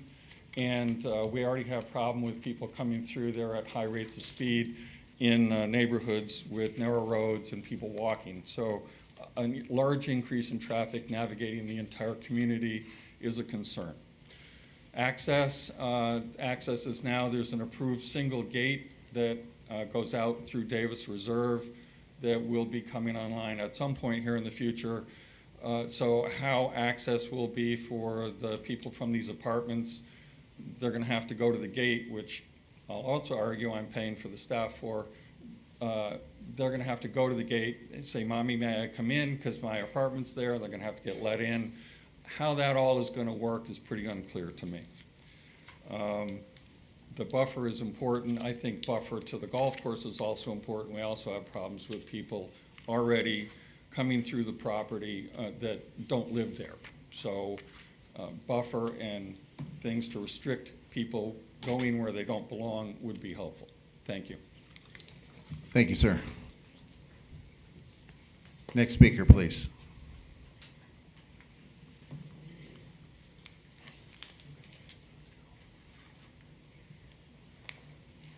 My name is Paula Cassidy. I live on West Caroline Path, and we've been there since 2016.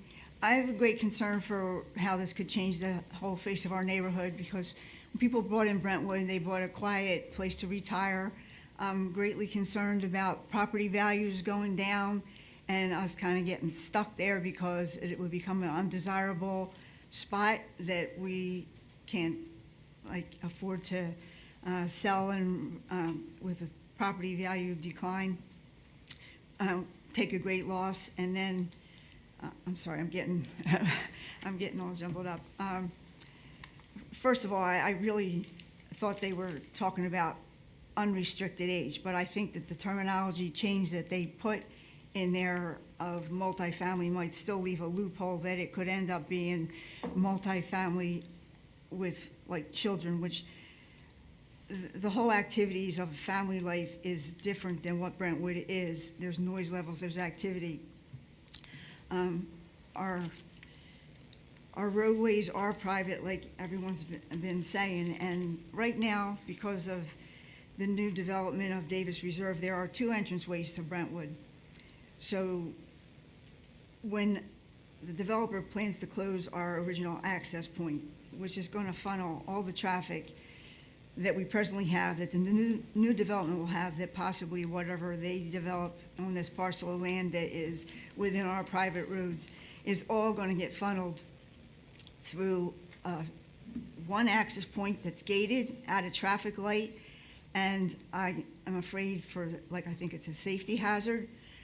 Even whether they put anything there or not, it's a safety hazard, like emergency vehicles could be delayed if that access point with all these extra people is gridlocked. Emergency situation could end up to be life-threatening if they can't get in or out. Ambulances can't get in or out. The part, anyone could say, well, just move if you don't like it, but many, this is home. We invested our savings to get there. People are on fixed incomes, cannot absorb property value losses or the cost to move. And so if our property values were to go down, moving would become financially impossible, and we could be trapped in a neighborhood that we don't even desire to live in anymore. I hope that whatever is being developed there would be totally compatible with the Brentwood's quiet, peaceful, retired situation. And I just ask the board to consider whether if this was being proposed where you live, if you would want it there. And I just feel comfortable if it were rejected. Thank you. Thank you. Next speaker.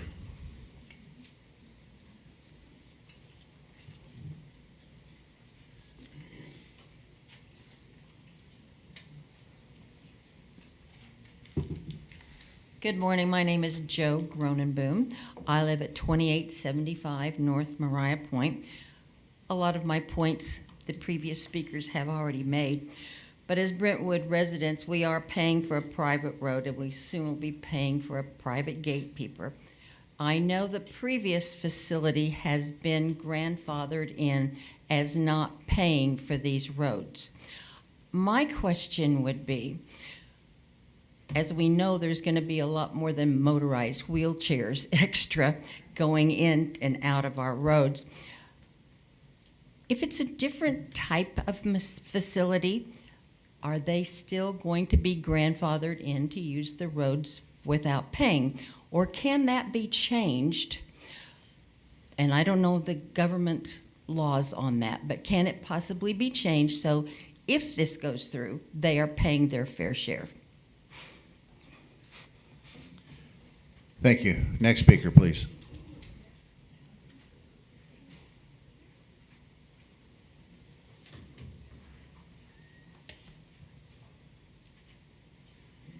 Hello, my name is Gary Boyd, 1743 West Caroline Path in Brentwood. To start with, just look at the area outlined in yellow and the density that's going to be there. 150 two-bedroom, one-bedroom, and bachelor apartments, and then compare it to the existing density of Brentwood itself, all single-family homes. The impact is going to be substantial. Secondly, when coming to your decision, put yourself in one of those units abutting the new development and consider whether you would want them as a neighbor. Thirdly, I find it very strange that the proposed developers have not spoken to the developers of Brentwood. I don't understand. That would be the first step. Go and talk to them because you got to use their roads, you got to use their gates. Is there some problem with the correspondence or communication between the two? I'm highly suspicious about what's going on. The other thing that I point out is that we're going from a multifamily retirement to a multifamily residential with a carrot of 55 plus. That's a carrot. That's just to get their foot in the door. Once they've got their foot in the door, there's no way of enforcing the 55 plus. So now they can basically rent to anybody that they want to. And they know that it's not going to be enforced. And apart from the impact that everybody else has said about the roads and the gates and so on, what happens if Alec Baldwin Robert De Niro and Al Pacino all moved in. They're all 55 plus, right? But their spouses are how old? And how many kids do they have between them? And I'm just using that as a hypothetical, and it's meant as a joke, okay? But really, what happens? We only know that the basic guideline is 55 plus. We don't know what baggage comes in along with those people, and we have no way of enforcing it. So I ask you to please consider the well-being of the existing community. Think about the 400 new homes in the Davis Preserve that are being constructed now, the impact that that's going to have, and they're already approved. I would recommend that you not approve this application. Thank you very much. Thank you, sir. Next speaker, please.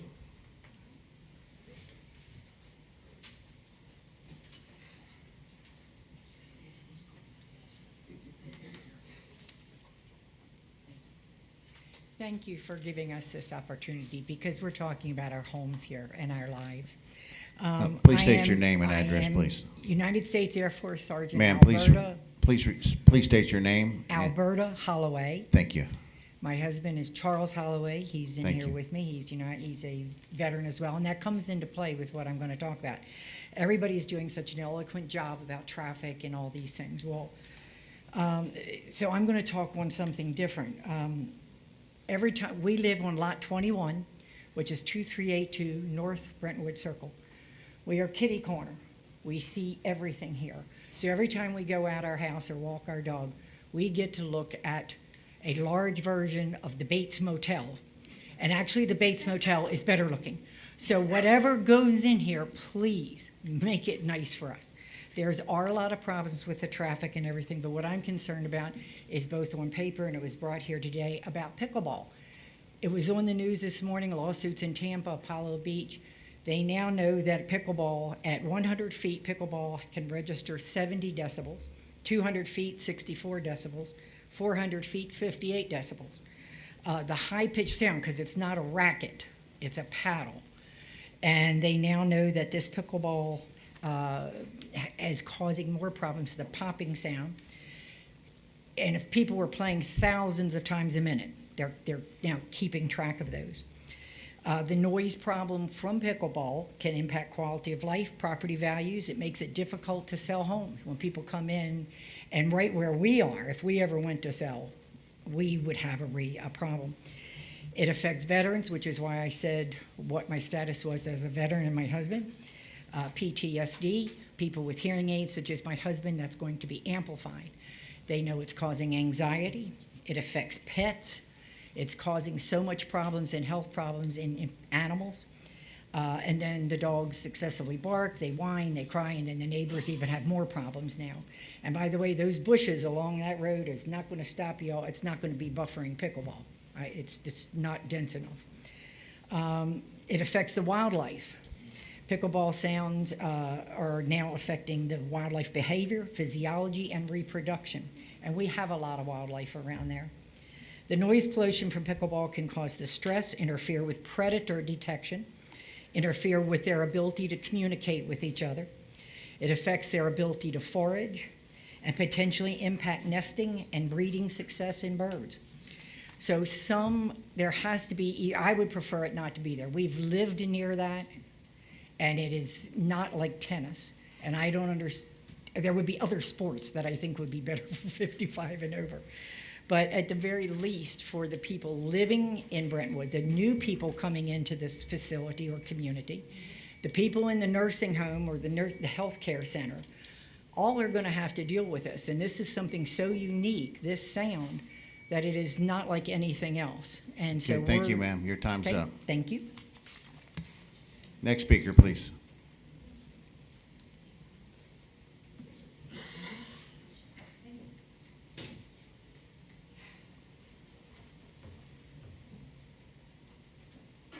Good morning. My name is Denise Locks. I'm here with my husband, Ed. We live at 2509 North Brentwood Circle. I'm a little concerned, the proposed builders with the proposed property, they said they have done this before. So what is to guarantee the 55 plus living there? And they're saying 80%. So what about the other 20% of the properties? Like, is that going to be for anybody? I don't know what the rules are in the county or in the state of Florida. We currently are going to have one manned gate that the POA members have to pay for. You're going to have 150 to 300 more people coming in through the gate that aren't going to have to pay for it if they're grandfathered in, which isn't fair to us. We pay for the road. The homes were assessed $1,000 a home, and I don't know what Ann Thompson was assessed to have the road that connects Davis to Brentwood. So now you're going to have all these people coming in, a new development, a gated community within a gated community, and they're not going to have to pay for anything, which I think is wrong. We've also had problems with trespassing into the development and damage done to our amenities, which we end up paying for through our POA fees, which go up every year. They had damage to the pool, damage to the bathrooms over there. The facility is an eyesore from the golf course as well as any of the homes in the area. And it does impact everyone because a lot of us walk, we go by this area all the time. Pickleball, had no idea pickleball was coming in. I don't think that, if it's approved, this development, I don't think pickleball should be approved because of the noise factor. It's too close to homes. Even if you put a 10-foot fence, it's not going to help. And you have the nursing home right next door, so. And I'm very, very concerned about the traffic coming in through one gate. You have 400 homes in Brentwood, 400 homes going into Davis Reserve. Now you have 150 coming in here. One gate. How is that going to manage with the traffic coming off of Ottawa? You're going to have construction vehicles coming in, residents, staff members, visitors. And we're paying for the gate, not them, if this is grandfathered in. And I really hope you consider this. And as other people have said, if this was your community, would you want another gated community being built within it? Thank you. Thank you, ma'am. Next speaker, please.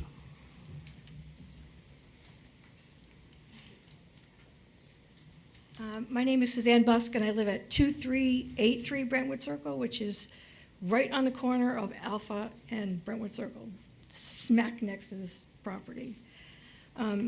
Everybody's said a lot of concerns I already had. I'd like to do something else.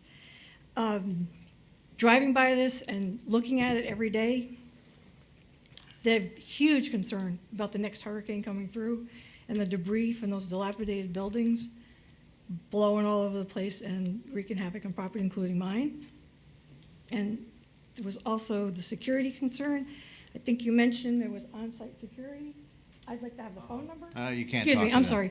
I'd like to have the phone number of that on-site security that they've mentioned, because if I have something to report, I'd like to be able to call them. I also had a question. I know this deed restriction stuff is kind of confusing. Will this facility have to maintain the same aesthetic deed restrictions that Brentwood has, or do they have their own policy that they make, or their own covenant that they write? I also have a big concern over the construction equipment, trucks, and everything that will be going on Alpha Court and North Brentwood Circle. How is that going to work? That's a dead-end road. Going to have construction trucks parking on that street, or how is that all going to work? I really have a big concern about that because it's right next to where my house is. And of course, I had the same thing about sharing in the cost of the Ottawa gate that everybody else has. Thank you. Thank you. Next speaker, please.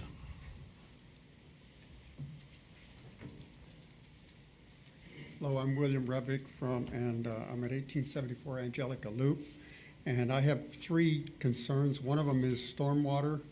From what I understood the lady to say, if there's no new impervious, there's no stormwater requirement.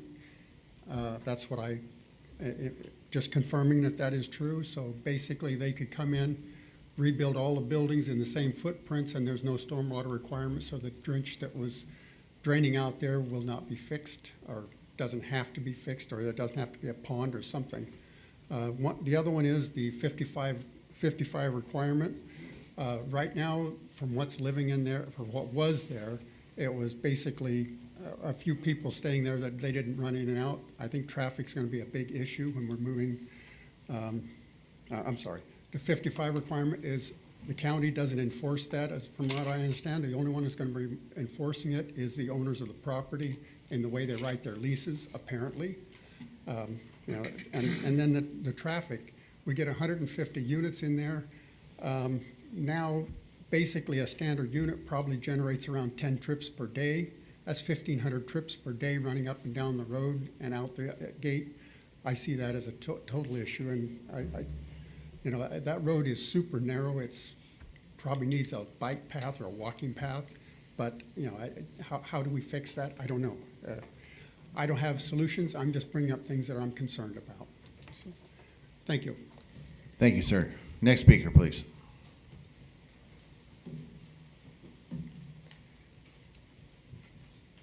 Good morning. I'm Tom Norton, 1624 West Caroline Path in Brentwood. My two concerns are with 150 units, you're dealing with more use on the roads by about 25%, but we haven't addressed any contribution to upkeep of the road and just keeping the road in good shape. Second one, the pickleball, in the photographs and the designs, I don't see where the pickleball court's going. And I worry about the noise from pickleball. How can you mitigate keeping the noise down? And will there be lights there, the hours of the pickleball operation? So you're dealing with both noise and light pollution that have to be addressed, which is going to affect all the neighbors. Thank you. Thank you, sir. Next speaker, please.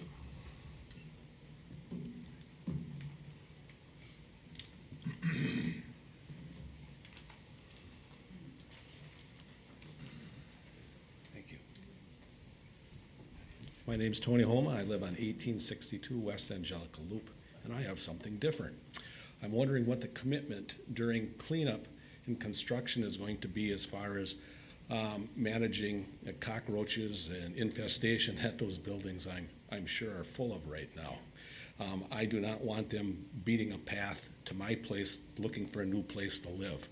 I am just on the other side of that hedge, and they are not welcome by me, so I need some assurances that there's going to be some type of insect barrier, something that's going to happen during cleanup and construction to prevent that from happening. Thank you.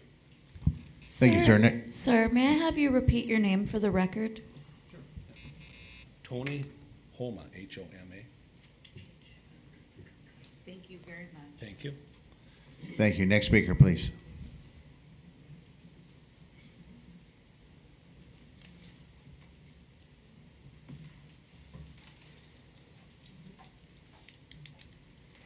Yeah, my name is Mark Brandstatter, 1868 West Angelica Loop. Everybody has pretty much addressed most of the things that I was looking at. I just had a question, I don't think it was addressed before, about whether there's going to be kids allowed. Did anybody address that before? Because whether it's going to be, let's say, over 21 or 18, or whether it's going to be young kids, that'd make a whole difference to the noise pollution and the activity level there, and also the extra buses and all. But thank you. Thank you, sir. Next speaker, please. Anyone? Nope. There she goes. My name's Samantha Thompson. I'm at 2050 North Brentwood Circle. My family owns the commercial building there, the first 2 acres where the existing entrance is going to be demolished. So I wanted to validate my neighbor's concerns, but also say that 90% of it is things that the original developer did. These guys are not the original developer. We don't have to be so apprehensive about what they're doing. They've got an investment in this property. They want it to be beautiful because they don't make money if it's not beautiful. We've dealt with the atrocity that is currently there for years. And everybody says we don't like it, it's deplorable. Now these guys come in and they want to fix it. And we should maybe hear them out. I think we're all nervous because we've dealt with Tamposi and what he wants to do. And that's never in our interest. But they're not him. And so have an open mind. Thank you. Thank you, ma'am. Next speaker, please.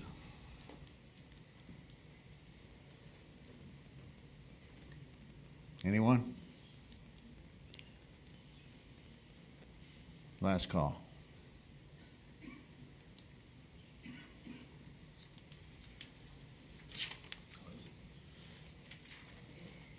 All right. Sir, you can address just the public rebuttal part. Yes, sir. Thank you. And I'll be brief. Thank you for everyone's time and input. A couple specific things I want to address. A comment was made that there is natural, mature vegetation on the north side. We're happy to commit to constructing a wall also. I think that would help with the rodent comment, with the sound, with security, so we're happy to commit to that. I'll also state that we can remove the pickleball. That was just conceptual. It's welcome some places and not others, and completely appreciate that. No pickleball. The entire property is in Zone X from a stormwater and overall drainage. Just wanted to inform you, it's whole property Zone X. We're actually proposing a reduction in impervious areas, so it would be an increase in pervious. I have full confidence in the county's engineering team to review those and make sure prior to any issuance of a permit that a fully engineered stormwater solution is effectuated. Again, your engineering department requires it, and we welcome it. I appreciate the comments, and we are aware of this property. It's for 40 plus years, it's not been run properly, and it's been in disrepair. My clients had control of the property for almost 3.5 months and have worked and invested tens of thousands of dollars just in those 3.5 months to clean it up and remove trash. What's being planned here amounts to a $7 million investment on this property. I know there's a lot to be made about how to ensure that it's age restricted, and I want to be very clear that in my experience, putting that in the PUD itself ensures that. We'll put it in our lease agreements, and we will provide a declaration, which we have to anyway, for county schools to make sure no children are on the property, no one under 55, and we'll put that in our lease agreement as well. Lastly, I think that outlining the investment going into this property and improving it will not only enhance the overall community, it will make property values increase. I'm happy to stand for any questions. Thank you. All right, this time I'm going to close the public portion of the hearing down, and we'll bring the discussion back to the board.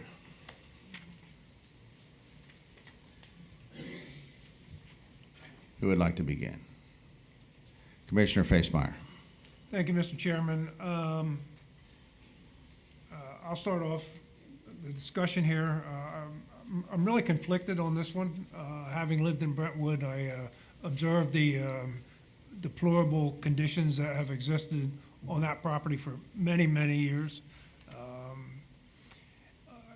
I don't think the good people of Brentwood want to see deplorable conditions continue. However, I do understand and respect their concerns, all of which were valid, that were raised this morning. Things such as, will there be residents under 55? Will there be insects crawling across Alpha Court to the neighbors? Will it continue to be an age-restricted community? All those are valid questions.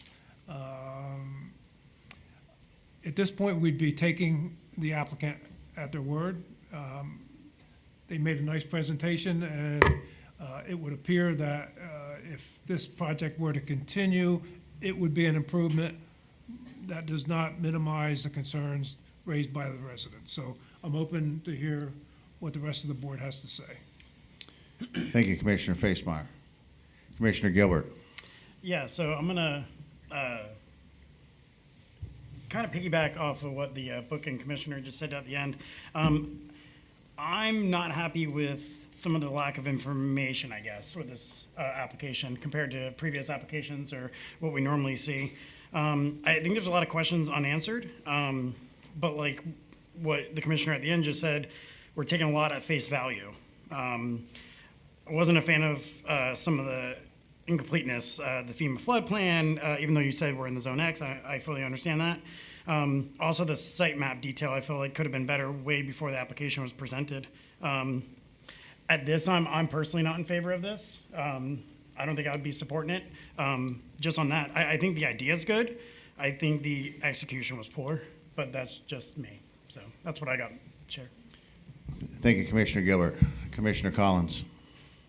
So I'm also conflicted with this one because you do have an existing development. Of course, it was designed for a retirement center with the assisted living facility, which carries certain licensing criteria. Obviously, everybody wants to see the improvements and have the site cleaned up, which this would lead to that. To that extent, with my planner background, looking at this as a multi-family use, typically your multi-family apartments would not be sandwiched between single-family residential. And I realize that Brentwood was originally designed with the concept of aging in place. It seems like it's evolved, as everything seems to evolve through the years. Typically, your multifamily is going to be sandwiched between commercial and then your residential off of collector roads. So to that extent, that's why I'm conflicted. And I'm interested to see what everybody else has to say also at this point. Thank you, Commissioner Collins. Commissioner Shara. Conflicted is a good word. We got a problem over there. The folks who live there know there's a problem right now. I'll get closer, sorry. I think the incompleteness of this application on a couple key components trouble. And what troubles me is that there's been no discussion with the Brentwood POA or the developer Citrus Hills. I think that, I'm not saying that there would be an issue, I would have no way of knowing, but I think that conversation has to take place before this can really go forward. Traffic, we often talk about traffic, but these are private roads. The concerns, the concerns about increased traffic is part and parcel to a development and building out what is already authorized to be built. It's a replace in kind. Yes, it's going to be an increase over what's there now. I'm not sure I'm not sure how you address that, but I am concerned about the issues that were raised related to road use, upgrade and maintenance, paying a fair share for the infrastructure that is currently being borne by the POA and by the original developer. I think those are very real concerns that need to be addressed, that need to be addressed before we just do a hand wave and say they'll get resolved down the road in the course of detailed engineering. Those aren't detailed engineering issues. Those are fundamental commercial issues and structure issues. The concept of building a retirement community for 1 or 2 bedroom homes, we're all in that age group.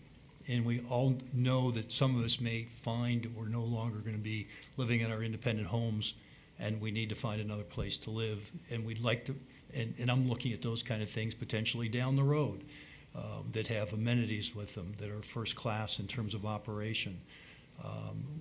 Since we can't do detailed research as this board, we have to rely on information that they provided, that they're a successful business and have done this before.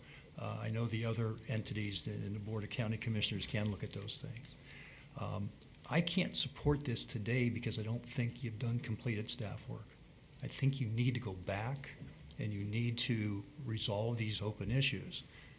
So where I stand is the concept of the development of the upgrade, rehab, modernization, finding places for people to live at senior 55 plus. I think that all is good, but there are other issues that need to be resolved. Thank you, Commissioner Shara. I don't feel conflicted like my colleagues. I'm no way supporting this. I'll just be blunt and straight. We're charged here to live by the LDC and the comp plan. And when we get applicants that bring us applications that are somewhat incomplete, information left out, it's like we're giving them a blank check. And with no conceptual plan, we might do this, we may do this, doesn't work for me. I like true facts. The building's 40 years old. I'm a general contractor. I don't really, not against rebuilding something, but the floodplain out there on my site visit indicated to me there's a large problem, with flooding that the applicant didn't address. So no, I will not support this application. Commissioner Bramlett. Yeah, so a lot of we often hear, when the room is full with the public, we hear a lot of the things that should be talked about and discussed. A lot of times I typically don't really pay a whole lot of attention to them. Of course, I read the report, but I trust in our staff. I trust in technical services. I trust in the county's ability to make sure that the particular property and all of the development procedures are going to be followed. I know that none of that stuff is going to fall through the cracks, but the problem I currently have with this particular application is the presentation of how it's going to be governed, the self-governing of the 55 and plus. And like Mr. Scherer said, I feel like one of the first communications by the applicants should have been with the HOA and the POA of the Brentwood community. So the question keeps going back to how do we make sure it's going to remain a 55 and plus? Those items, the state and the county has already told you that it's not on the county to govern that. Those are self-governed items, and the way those items are governed is they're governed by the community itself, the HOA. Those people govern their own community, and with these particular property not being a part of the particular deed restrictions that are in that community, there's the disconnect, like I said when the applicant was up there. I'll tell you that based on everything else, I don't know that there's enough parking there. I didn't even ask the question because I know that, like I said, technical services will deal with it. The particulars on the parking right now is 0.5 parking spaces per unit, and then it's going to go to 1.4. So it's almost tripling. So I don't know how they're going to fit all the parking in there. You can see where the parking spots are versus where the units are. I don't have a problem with that. I know it'll be dealt with. The problem I have is with the self-governing of the 55 and plus. I'm in favor of the application. I'm just not in favor of the way it's proposed today. So as it's proposed today, I would be voting against it. Thank you, Commissioner Bramlett. Mr. Chair. I think we've highlighted a number of key issues here. This concept that you're going to be a community within a community but not part of the community, not beholding to the same restrictions and covenants. I didn't comment on it, but Commissioner Bramlett, I thought, did a great job with that. I don't know how that works. The issue about how you enforce a 55 plus and over community and what that means in terms of the number of people, what age group, that in fact I don't think is part of what we are looking at in terms of looking at the comprehensive plan and the LDC. I could be corrected on that, but in fact that is we have these communities or aging communities, and I think that's something that needs to be addressed and understood by not only the developer and the applicant, but the community. The fact that we would say we don't want people over 55 to live in our community, I kind of look at that and say, let's go look in the mirror, because everyone in this room is over there, if it's done correctly. So we've got some, I think at its core, it's a good concept that fixes a significant issue and problem, but I just want to echo, there's things to be done before you get to this stage, so that we can give you a solid vote up or down based upon the comprehensive plan, the LDC, and all the things that infers, including compatibility. Wastewater wasn't addressed. We see some pictures here that show that there is a significant problem out there, at least there was, and how that's going to be addressed. And to say we'll address it later in detailed engineering, it doesn't give those of us who've had some background and experience in these things confidence. Yeah, the county, the detail folks, the planning staff, they're all gonna do their job. They do a first-rate job. But we shouldn't kick the can down the road on those things that are key to the success of this. All right, thank you. For the purpose of a motion, the Planning and Development Commission finds application number PUD-2025-00005 inconsistent with the Citrus County Comprehensive Plan and Citrus County Land Development Code, and that this board recommends denial of all applications to the Board of County Commissioners based upon the evidence and testimony presented and the staff report and the conclusions regarding this petition. Second. You got a first by myself, a second by Commissioner Gilbert. Any further discussion? All in favor, say aye. Aye. Aye. Any opposed? Motion is denied, 6-0. And Mr. Chairman, this is a recommendation to the Board of County Commissioners, so this has been scheduled for hearing by the Board of County Commissioners on October 7th at 5:01 p.m. Thank you.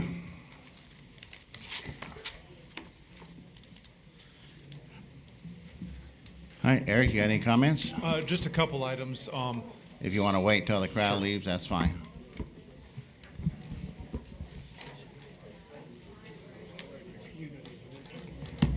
I'm not sure that's going to be You don't quick, have to so- go home, but you can't stay here. Yeah, if y'all can, we're still conducting a meeting, so if you can keep your chatter, take it outside, please. Thank you. I think this is as best you're going to get. All right, Eric, I guess I can hear you. Okay, I'll We go can ahead. hear you. I think since we last met, the county commission adopted new impact fees, so those will go into effect in October. And they were a pretty large increase. Right. So we'll probably see some increased activity and permitting in the next 30 days or so in anticipation of that price hike. And I also wanted to mention that on Tuesday morning, the Board of Commissioners is having a workshop on growth, and they're going to focus on two items, and they're going to have some guest speakers present on those two items. Is comprehensive planning. They're going to have someone come in and speak on that, and they're going to have someone come in and speak on funding mechanisms for roads, whether that be a kind of a compare and contrast on mobility fees versus impact fees versus concurrency. Last legislative session, we Citrus County proposed an opt back in to traffic concurrency. It made it through the House thanks to Mr. Grow, and it was unanimously voted on for approval. We had a mirrored request in the Senate, which made it through committee but never made it on the floor. So I tell everyone we made it a third of the way there because you have to go through the House, then the Senate, then the governor. So I think Representative Grow anticipates bringing that back at the next legislative session. So we'll have that. We just adopted impact fees, but there's been a lot of curiosity and questions about mobility fees. So they're going to present on that, and if that's a good option for Citrus County. So all that will be 9 a.m. the morning of the 26th. Thank you, Eric. Sure. And I don't think you ever really summarized Senate Bill 180 with this group. Maybe quickly let them know. Yeah, so Senate Bill 180 was passed into law, and essentially saying anything that's more burdensome or restrictive cannot be passed by the county, but burdensome and restrictive is not defined. So I think Orange County was the first litmus test. They have been working on a new comprehensive plan, I think, for 7+ years. They submitted it to the state. It was denied, just on its face, which I've never recall anything just being denied by the state before as far as comprehensive. Decades, yeah. So that was a big change. How this can be settled is the new legislative session, they'll clarify it, or Orange County or someone like them will have to sue and kind of set the boundaries on what burdensome and restrictive is. So it's still kind of a murky gray area right now. Anything and everything, depending upon your perspective, can be burdensome and restrictive. So how is that defined, and how does that play into us having home rule and the ability to amend our code and ordinances? Because right now it's kind of ambiguous. It also backdates to August of last year. Yes. And so we're not sure, that's one of the reasons we're having the growth workshop, is that the commissioners want to go forward when anything could possibly be challenged with Senate Bill 180, and the way it's set up is the county has to pay attorney's fees on that if somebody files suits. It's a really awkward thing that they put the entire state in. All cities and counties are struggling with this, and Orange County was the one that is in the face of the crosshairs right now, but I know a couple others have also had suits already filed for this. So we don't know what's happening with changes to the land development code or changes to the comp plan or even fee changes, whatever. So it's a wait and see, but FYI. Eric, has there been, it's a little different topic, has there been any energy at the county level to look at a countywide transportation plan, and I mean specifically roads, because as the county continues to grow at a rapid rate right now, some of the philosophy that existed 15, 20 years ago about where traffic went, where it's going, doesn't apply today, and what applies today won't apply 10 years from now. As the Parkway continues to grow, as the population continues to grow, has there been any effort to study what would relieve all this traffic as it continues to come our way? So yes, on multiple fronts, and we can talk probably about this for an hour. Yeah, I know. But the county hired a consultant to do growth planning through 2050. I think and beyond. So we know parcel by, then they analyze data from the property appraiser and from GIS and from us, and they've gone literally parcel by parcel, lot by lot, and they have projected future population growth in 5-year increments. So they know, based on current entitlements, where and where the growth is going to happen and when. And they, as I understand it, have it. Their success rate is less than 1%. So they know where we're going to go in the future. We met with the Transit Authority earlier this week, and they talked about their plans for the extension of the Parkway and their anticipated impact.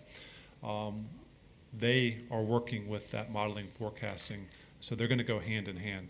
FDOT wants data. They wanted to know where to get the data from, and that's where we're directing them. The MPO recently agreed to pay for new traffic counts for Citrus County, so they're gonna update our level of service and find out, based on the capacity of our roads and the traffic that we currently have, where the shortcomings are.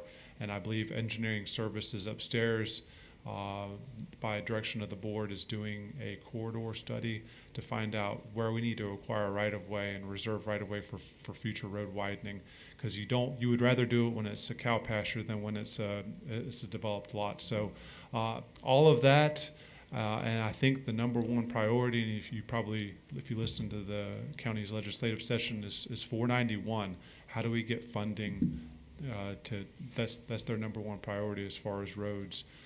The Tuscany development dedicated right-of-way to us, or they're obligated to dedicate right-of-way to us, but that's just for one segment. They want to go all the way to the entire extent. I think there are areas of the county that see significant automobile traffic that are maybe not necessarily. It's not necessarily automobile traffic that is caused by people who live here, as evidenced by hurricane tracks that come due south to north, and the people that evacuate south, they end up here because they have to get off the turnpike and they have to get off 491 or 589. I mean, and they only get off here because there's no place to go. So, I mean, I'm certainly no traffic expert, but those are the things that concern me. So that's what led to, or one of the things that led to this workshop is, okay, it's obvious we have to make road improvements. How do we pay for it? I know the Chamber's put together some workshops on a 1% tax on sales, and then we just upped impact fees to try and cover new developments fair share. The county withdrew from traffic concurrency years ago. How do we get back in? There's no path right now, so that's why we're working with the legislature to get a path for us to get back in. And then are we missing something with mobility fees, which is kind of the same but kind of different than impact fees? Which one would have worked better for us? And that's why we're having the presentation. we're trying to make up for a lot of ground. I think this is something that really the county hasn't been proactive on in a long time, and now they are, but we have years to make up for of not being. So I think that's the number one priority of the board right now. Yeah, that can got kicked down the road many years. Yeah, we can't kick it any further. It's time. We're here. Yeah. With our knowledge and stuff we have in the county, why don't we lead the pack? It's why we wait for Orange County. I think Just curious. I mean, you guys probably the smartest county in the state, so. Well, thanks to everyone other than yours truly. Yeah, you're correct. But I think probably the cost of litigation. I mean, They got a big attorney's office as opposed yeah, to ours, yeah. which, you know, very and small. we'll. So one of the pain factors that Joanna mentioned is attorney fees. If someone sues us and we lose, then we have to pay their fees. So I think Orange County is going to be the proactive, and they're gonna. I think they've already jumped ahead of that. So just the cost involved of fighting the state, that's probably one of the prohibitive reasons. But I think they're going to talk about that at the workshop. Citrus County, do we want to be bold and just go ahead anyway and update the comprehensive plan, or do we need to wait and see? That's a policy decision the board will have to make. I just hate to wait on there. They don't have a very good track record. Now, the legislative session is a little bit different this year. They're beginning in January, so we're not that far off. So I know the Florida Planning Association, I think Florida Association of Counties, they're all pushing for clarity on 180. So maybe come January that will come in the legislature without anyone having to drag it through court. So one of the things I heard at a previous, watching the YouTube with the county commissioner meetings, was the life cycle of updating the comp plan, in addition to being expensive, was 6 to 7 to 8 years. Did I hear that correctly? Well, that's what happened with Orange County. We're going to have, we've spoken with some consultants that can do it in less than 24 months. Depends on the scope. Yeah. If you're throwing it completely out, sure, but we've got some good components, so we just have to, if we're doing not as much as Orange County did, which was a throw it out and do a start over. Remodel versus a rebuild, yeah. Well, one of the things they talk about, and it makes a lot of sense, and the numbers support it, is that we're upside down in terms of residential versus industrial and commercial, and in terms of its contribution to the budget and its expense. Mm-hmm. So I did hear somebody make the comment that said, well, it would be great if we could facilitate developers coming in and getting them through the planning process. Mm-hmm. And maybe the word used would be an advocate of, Mm-hmm.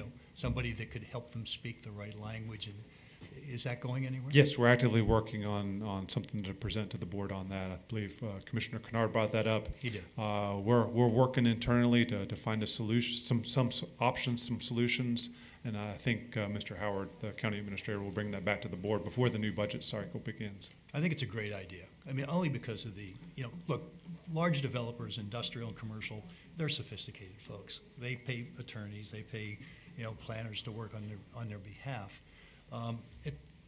At the same time,